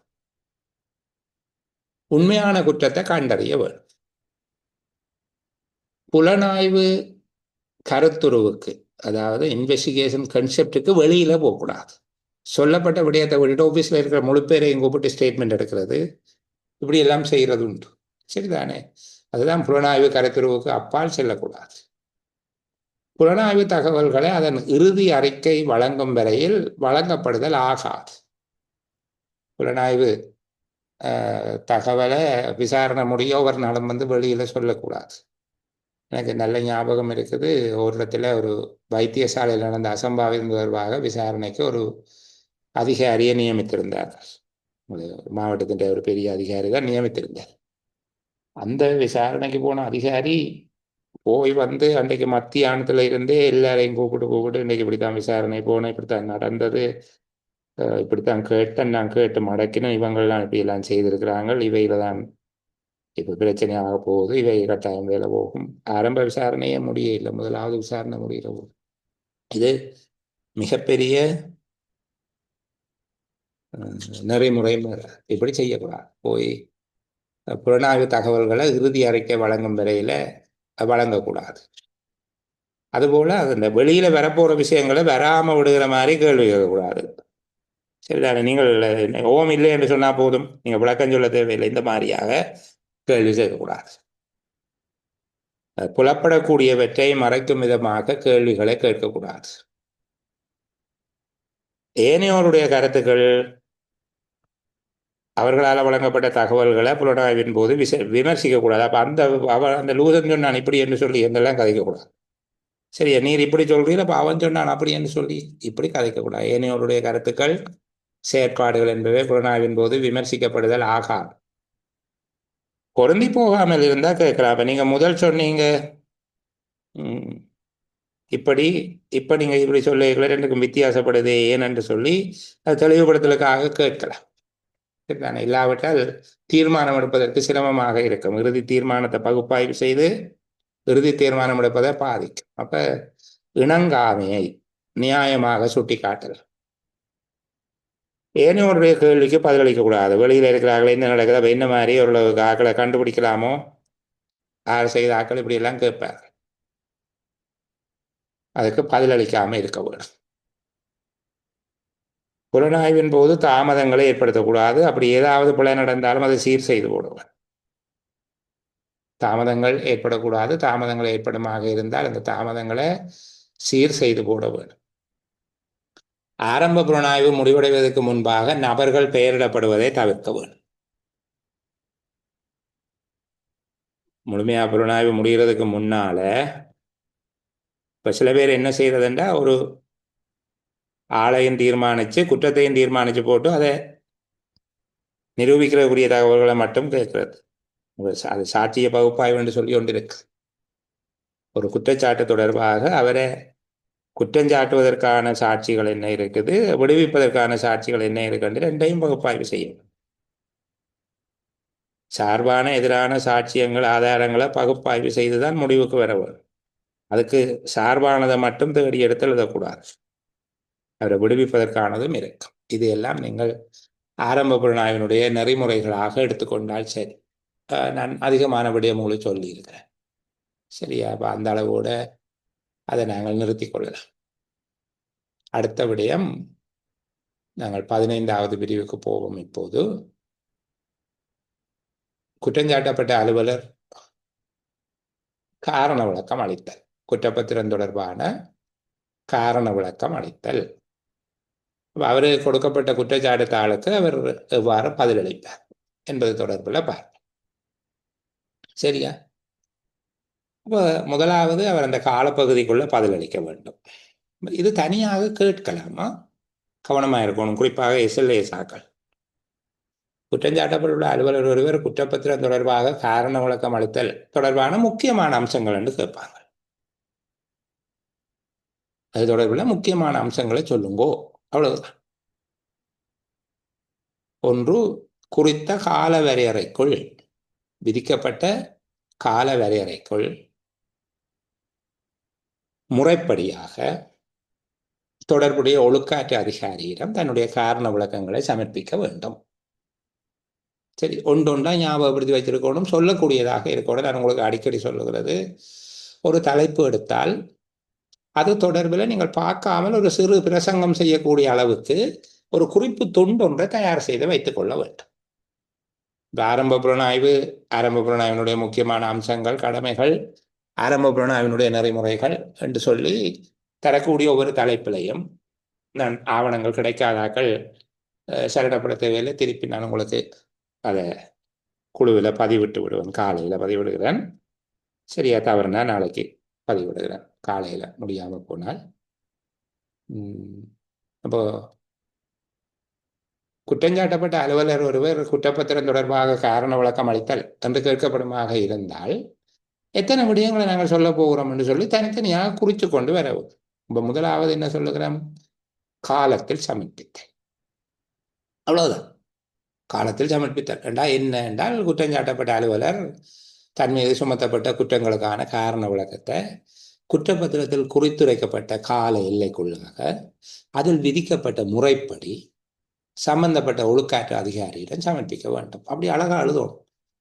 யார், என்னத்தை, எப்படி என்றெல்லாம் கேட்டு அதுக்குள்ள எந்த விடுபாடும் வரக்கூடாது. குற்றஞ்சாட்டப்பட்ட அலுவலர் குற்றத்துக்கான தன்னுடைய காரண விளக்கங்களை குற்றப்பத்திரத்தில் விதிக்கப்பட்டுள்ள கால எல்லைக்குள் அதில் விதிக்கப்பட்டுள்ள முறைப்படி சம்பந்தப்பட்ட ஒழுக்காற்று அதிகாரியிடம் கொடுக்க வேண்டும். இரண்டாவது, உரிய காலப்பகுதியில் சமர்ப்பிக்க இயலாமை தொடர்பில் நியாயமான ஏற்றுக்கொள்ளக்கூடிய காரணங்களை சமர்ப்பித்து அல்ல முன்வைத்து ஒழுக்காற்று அதிகாரியிடம் எழுத்து மூலம் வேண்டுகோள் விடுப்பதன் மூலமாக கால நீடிப்பினை கோரலாம். குறித்த கால வரையறைக்குள் காரண விளக்கத்தை சமர்ப்பிப்பதற்கு இயலாத போது அதற்கான நியாயமான ஏற்றுக்கொள்ளத்தக்க காரணங்களை முன்னிறுத்தி ஒழுக்காற்று அதிகாரியிடம் எழுத்து மூலமாக கால நீடிப்புக்காக விண்ணப்பிக்கலாம். அக்காரணங்களை ஆராய்ந்து தத்துணிவின் பேரில் கால நீடிப்பு வழங்கும் அதிகாரம் ஒழுக்காற்று அதிகாரிக்கு உண்டு. இது இரண்டாவது. மூன்றாவது, குறித்த குற்றச்சாட்டுத்தாள் நிறுவன தலைவர் முறைப்படியாக அலுவலருக்கு வழங்கியிருப்பார். ஒழுக்காற்று அதிகாரி கொடுத்திருக்க மாட்டார். ஒழுக்காற்று அதிகாரி அங்கே இருந்து அவர் வேலை செய்கிற நிறுவனத்தினுடைய தலைவருக்கு தான் அனுப்பியிருப்பார். இப்ப நிறுவன தலைவர் குறிப்பிட்ட காலப்பகுதிக்குள்ள ஒழுக்காற்று அதிகாரி சொல்லியிருப்பார், இந்த நிறுவன தலைவருக்கு ஊடாகத்தான் தரச்சு, நிறுவன தலைவருக்கு ஊடாக சமர்ப்பிக்கப்படுதல் வேண்டும் என்று சொல்லி. அந்த உத்தியோகத்தர் வாரார் போறார், sir good morning, have a nice day sir, have a lucky டே என்றெல்லாம் சொல்லுகிறார். ஆனால் காரண விளக்கம் தாரார் இல்லை. இப்போ இந்த நேரத்தில் நிறுவன தலைவர் செய்ய வேண்டியது, குறித்த கால வரையறைக்குள் காரண விளக்கங்கள் சமர்ப்பிக்க தவறும் போது குற்றப்பத்திரம் முறைப்படி அலுவலருக்கு வழங்கப்பட்டது என்பதற்கான சான்றிதழோடு அவர் காரண விளக்கம் சமர்ப்பிக்காமை பற்றிய ஒரு ரிப்போர்ட்டிங், ஒரு அறிக்கையிடலை ஒழுக்காற்று அதிகாரிக்கு செய்ய வேண்டும். குறித்த அலுவலருக்கு குற்றப்பத்திரம் வழங்கப்பட்டது, அவர் பெற்றுக்கொண்டேன் என்று ஒப்பமிட்டு ஒப்புக்கொள்ளல் அக்னாலேஜ்மெண்ட் ஒன்று தந்திருக்கிறார். அதனுடைய பிரதியோடு காரண விளக்கம் உரிய காலப்பகுதிக்குள் கிடைக்கவில்லை என்பது தொடர்பாக தன்னுடைய அறிக்கையை சமர்ப்பிக்க வேண்டும். அவரை கூப்பிட்டு கேட்கக்கூடாது. இங்க தம்பி நீர் அந்த பதிலின் தெரியல நமக்கு பிரச்சனையா போகும்போது தயாரம் என்று சொல்லக்கூடாது. அதாவது இவரை விட பெரிய அதிகாரியே எழுத்துல சொல்லி, சரிதானே?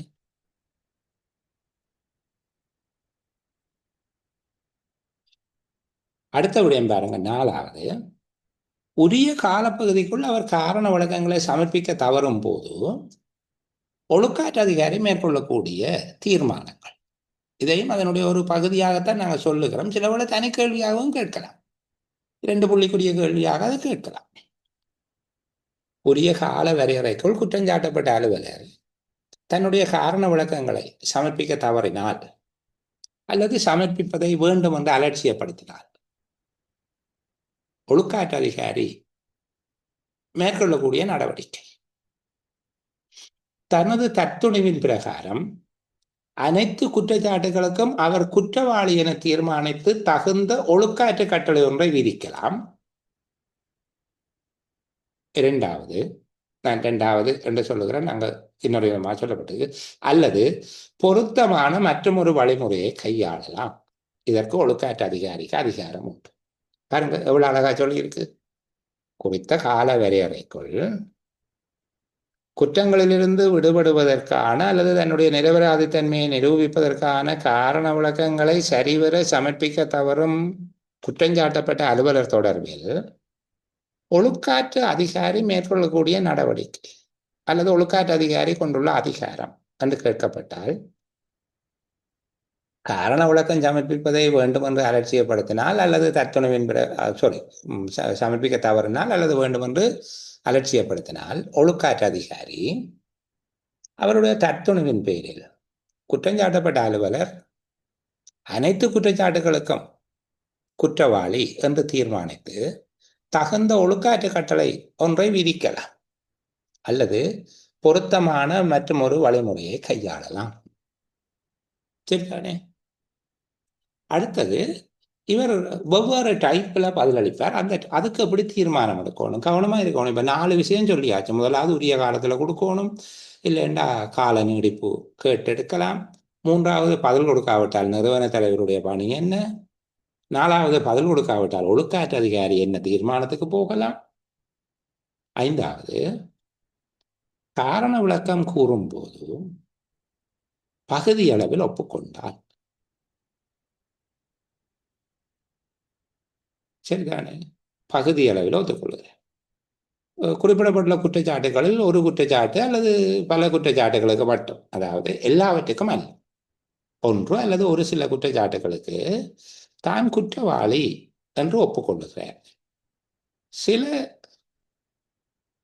குற்றச்சாட்டுகளை மறக்கிறேன்.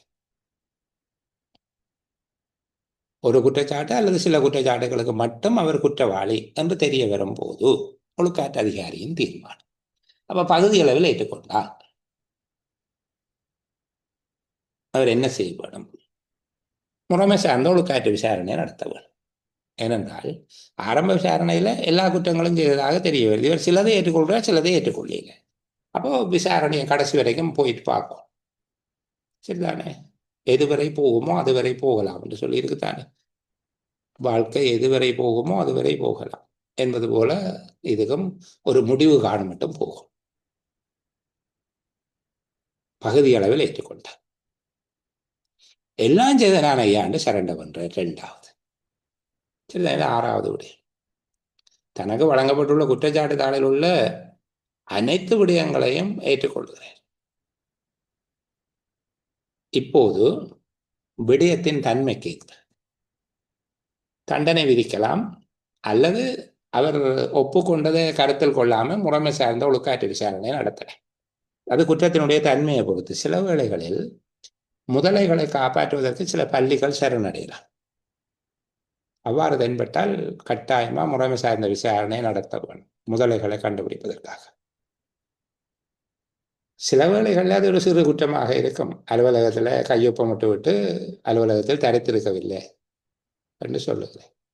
அவர் அதுக்குரிய காரணத்தை சொல்றார். என்ன காரணம், இதால தான் தரித்திருக்க இல்லை, இப்படித்தான் நிகழ்ந்தது என்று சொல்லுகிறேன். அதுக்கு இல்லை முறைமை சார்ந்த விசாரணை நடத்தி கண்டுபிடிங்கன்னு சொல்ல தேவையில்லை. அவர் சொல்லுகிற காரணம் சரியாக இருந்தால் அவர் ஒரு சிறிய தண்டனையை விதிக்கலாம், ஒரு நாள் சம்பளத்தை வெட்டலாம். அப்போ அந்த விடயத்தை பொறுத்ததாக இருக்கும். இப்போ பகுதி அளவில் ஏற்றுக்கொண்டால் கட்டாயம் ஃபார்மல் இன்குவாரிக்கு போகணும். முழுமையாக ஏற்றுக்கொண்டால் ஒரு டிசிப்ளினரி ஆர்டரை கொடுக்கலாம், அல்லது ஃபார்மல் இன்குவாரிக்கு போகலாம். சரிதானே? மூன்றாவது, குற்றச்சாட்டுத்தாளில் குறிப்பிடப்பட்டுள்ள ஒவ்வொரு குற்றங்களுக்கும் குற்றஞ்சாட்டப்பட்ட அலுவலர் எல்லா வகையிலும் பூர்த்தி செய்யப்பட்ட ஒரு விடையை சமர்ப்பிக்கிறார். எல்லா விதத்திலும் பூர்த்தி செய்யப்பட்ட ஒரு விடையை சமர்ப்பிக்கலாம். தன்னுடைய நிரபராதி தன்மையை நிரூபிப்பதற்காக சமர்ப்பிக்கின்ற ஆவணங்களினுடைய மூலப்பிரதி, உறுதிப்படுத்தப்பட்ட பிரதிகள், தன்னுடைய சாட்சிகள் பற்றிய விவரங்கள், சத்திய பிரகடனங்கள் எல்லாவற்றையும் இணைத்து தகுந்த விடையோடு அவர் சமர்ப்பிக்கிறார். அவ்வாறு சமர்ப்பிக்கப்பட்ட காரண விளக்கம் ஏற்றுக்கொள்ளத்தக்க முறையில் இருக்குது, அவர் நிரபராதி என்பதை நிரூபித்துள்ளார் என்று ஒழுக்காற்று அதிகாரி முடிவு செய்வாராக இருந்தால் அவரை விடுவிக்கலாம். திருப்தி அடையாவிட்டால் அவர் மீது ஒழுக்காற்று விசாரணை நடத்தலாம். இது மூன்றாவது சந்தர்ப்பம். அனைத்திலும் முழுமை பெற்ற ஒரு பதிலை அவர் வழங்கும் போது. நான்காவது, குற்றம் சுமத்தப்பட்டவர் தான் குற்றவாளி என கூறி தனது குற்றமின்மையை அல்லது நிரபராதி தன்மையை நிரூபிப்பதற்காக விசாரணை ஒன்றை நடத்துமாறு கேட்க முடியும். we will meet to the court என்று அவரே கேட்பார். இப்போது முறைமை சார்ந்த ஒழுக்காற்று விசாரணையை நடத்த வேண்டும். முறைமை சார்ந்த ஒழுக்காற்று விசாரணையை நடத்த வேண்டும். சரிதானே? அப்போ இவ்வளவுதான். 9 விடயங்கள் இருக்குது. இந்த 9 விடயங்கள்ல ஆக குறைந்தது 8 விடயங்களை உங்கள்கிட்ட இருந்து எதிர்பார்க்கலாம். நீங்கள் மிக அவதானமாக இருக்கணும். இதில் கேட்டிருக்கிறார்கள், முறைமை சார்ந்த ஒழுக்காற்று விசாரணையில் சமர்ப்பிக்கப்படும் ஆவண சாட்சியங்கள். அதுக்குள் ஒரு 6 விடயம் தான் இருந்தது. 8 புள்ளிகள் வழங்கியிருக்கிறார்கள். ஆவண சாட்சியங்கள் தொடர்பாக 2017 ஆண்டு நிர்வாக சேவைக்கு வினவப்பட்ட வினாக்கள்ல அது கேட்கப்பட்டிருக்கு. அதுபோல அரசு தரப்பு வழக்கு தொண்டருடைய பொறுப்புகள் வினவப்பட்டிருக்கு பழைய பரீட்சையில். உங்கள்கிட்ட கேட்கக்கூடாதுன்னு இல்லை. இதில் இருக்கக்கூடிய ஒவ்வொரு தலைப்பின் கீழும் 13வது பிரிவில் இருந்து நீங்கள் 28வது பிரிவு இல்லை, அதை தாண்டி 30 வரையில் நாங்கள் எதிர்பார்க்க வேணும். அதில் 18 கேள்விகள் பெரிய கேள்விகள் இருக்குது, அதை விட சிறிய சிறிய கேள்விகள் இருக்குது. இதை நானும் நீங்களும் சேர்ந்து கதைத்ததுக்கு பிறகு இந்த புத்தகத்தை வாசிக்கும். சரிதானே? அப்படி வாசிக்கிறதன் மூலமாக உங்களுக்கு இன்னும் பயனுடையதாக இருக்கும். நான் இன்றைக்கு ஒரு விடயம், என்னுடைய நண்பி ஒருவர், அவங்களுக்கு படிக்கிறதுல கொஞ்சம் நெருக்கடி இருக்குது, ஏதோ வீட்டில் வேலைகள், ஏதோ ஒவ்வொருத்தருக்கும் ஒரு வீட்டு வேலை நெருக்கடி இருக்கும் தானே, வீடியோ கேட்பதை விட ஆடியோ கேட்பது எனக்கு வசதியாக இருக்கும் என்று சொல்லியிருந்தாங்க. ஒரு சாம்பிளுக்கு 2 ஒரு வீடியோ ஆடியோ அனுப்பியிருந்தால் அவங்களுக்கு பொருத்தம் என்று சொல்லியிருந்தாங்க. இப்போ நான் இன்றைக்கு அவற்றை தொகுத்து வைத்திருக்கிறேன். உங்களுக்கு ஆடியோவிலையும் இனிமே அனுப்புறது என்று யோசிச்சிருக்கு. கடந்த காலத்தினுடைய செயலமர்வுகள், நடைபெற்ற அனைத்து செயலமர்வுகளினுடைய ஒளிப்பதிவு மட்டுமல்ல, ஒலிப்பதிவும் வழங்கப்படும். வாய்ப்பு இருக்கிறார்கள் ஹெட்ஃபோனை போட்டுக்கொண்டு பயணம் செய்கிற போது, இப்போ யாழ்ப்பாணம் மன்னார், யாழ்ப்பாணம் கிளிநொச்சி, யாழ்ப்பாணம் வவுனியா, யாழ்ப்பாணம் முல்லைத்தீவு என்று பயணம் செய்கிறவர்கள், எனக்கு இதுபோல கிழக்கு மாகாணத்தில் அந்த இடங்கள் ரூட்டுகள் சொல்ல தெரியல, அப்படி பயணம் செய்பவர்கள், ஒரு நாளைக்கு பஸ் பயணத்தில் 2 மணி நேரத்தை செலவிடுபவர்கள், உங்களுடைய நேரத்தை பயன்படுத்தி கொள்ள முடியும். காண்பதற்கு பதிலாக கேட்பது. சரியா? என்னாலே இயலுமான அளவுக்கு உங்களுக்கு செய்யக்கூடிய எல்லா அனுசரணைகளையும் செய்கிறேன். எனக்கு என்ன முடியுமோ அது. நான் என்னுடைய ஆசை அதுதான். நீங்கள் ஒவ்வொருவரும் ஏதோ ஒரு விதமாக முன்னேறிட வேணும். அந்த அந்த மகிழ்ச்சியை இப்போ எனக்கு ஒரு SLESல இது வரைக்கும் 8 பிள்ளைகள். பிள்ளைகள் எல்லாம் அவங்கள தான் சீனியர், நம்மளோட அண்ணாமார் எல்லாம் இருந்தாங்க, அன்றிமார் எல்லாம் இருந்தாங்க. அவர்கள் சொல்லி இருக்கிறார்கள், என்னுடைய முன்னேற்றத்துக்கு நீங்களும் ஒரு காரணம் என்று. நான் அடைய எதிர்பார்க்கிறது அதுதான். சரிதானே? நான் உங்களை ஒவ்வொருவர்களையும் கரிசனையாக இருக்கிறேன். எனக்கு பல பேரை முகம் தெரியாது, முகவரி அறிய மாட்டேன். ஆனால் ஒவ்வொருவர்களையும் கரிசனை இதில் இருக்கக்கூடியவர்கள்ட்ட ஏதாவது அவர்களுக்கு கொடுத்து விட வேண்டும் என்று ஆசைப்படுகிறேன். அப்போ தயவு செய்து படியுங்க இந்த பகுதியோட. இன்றைக்கு நிறைவு செய்வோம். சரிதானே? ஆவண சாட்சியங்கள் 16வது பிரிவில் இருந்து அடுத்த சேலமர்வில் பேசுவோம். நான் ஏற்கனவே ஒழுக்காற்று விசாரணைகள் தொடர்பான ஒரு யூடியூப் பிளேலிஸ்ட் இப்படியே முழுமையாக அனுப்பியிருந்த நான் தாமதமாக இணைந்தவர்களுக்கு சில பேர் தகவல் கேட்டிருந்தார்கள், அவர்களுக்கு லிங்க் அனுப்பியிருந்தேன். அவர்கள் இன்னும் குரூப்பில் இணைய இல்லை நினைக்கிறேன். அவர்கள் தொடர்ந்து செயற்படுவதை இணைந்திருப்பதை உறுதிப்படுத்தினால் குரூப்பில் சேர்த்துட்டு நாளை ஒரு சிறிய பயிற்சி வகுப்பு இருக்கு, அது முடிய வந்து உங்களுக்கு அந்த ஆவணங்களையும் குரல் ஒளிப்பதிவுகளையும் பதிவிடுகிறேன். சரி, அப்போ இந்த அளவோட ஒளிப்பதிவை நிப்பாட்டுவோம். ஏன் இதை ரெக்கார்டிங்கில் சொல்கிறேன்னா வராதாக்களுக்கு தெரியாது. நிறைய பேர் பாவம் தங்களுடைய குடும்ப பொறுப்புகள் அசௌகரியங்கள் காரணமாக அந்த ஒளிப்பதிவை நம்பித்தான் வாழ்கிறாங்கள். அப்போ அவங்களுக்கு இந்த செய்தி போய் சேர வேண்டும் என்கிற அடிப்படையில் இவ்வளவையும் சொன்னோம். இந்த அளவோட ஒளிப்பதிவுகள் நிறுத்தப்படுகிறது. நீங்கள் ஏதாவது கேட்க விரும்பினால் நான் உங்களுக்காக சில நிமிடங்கள் காத்திருக்கிறேன்.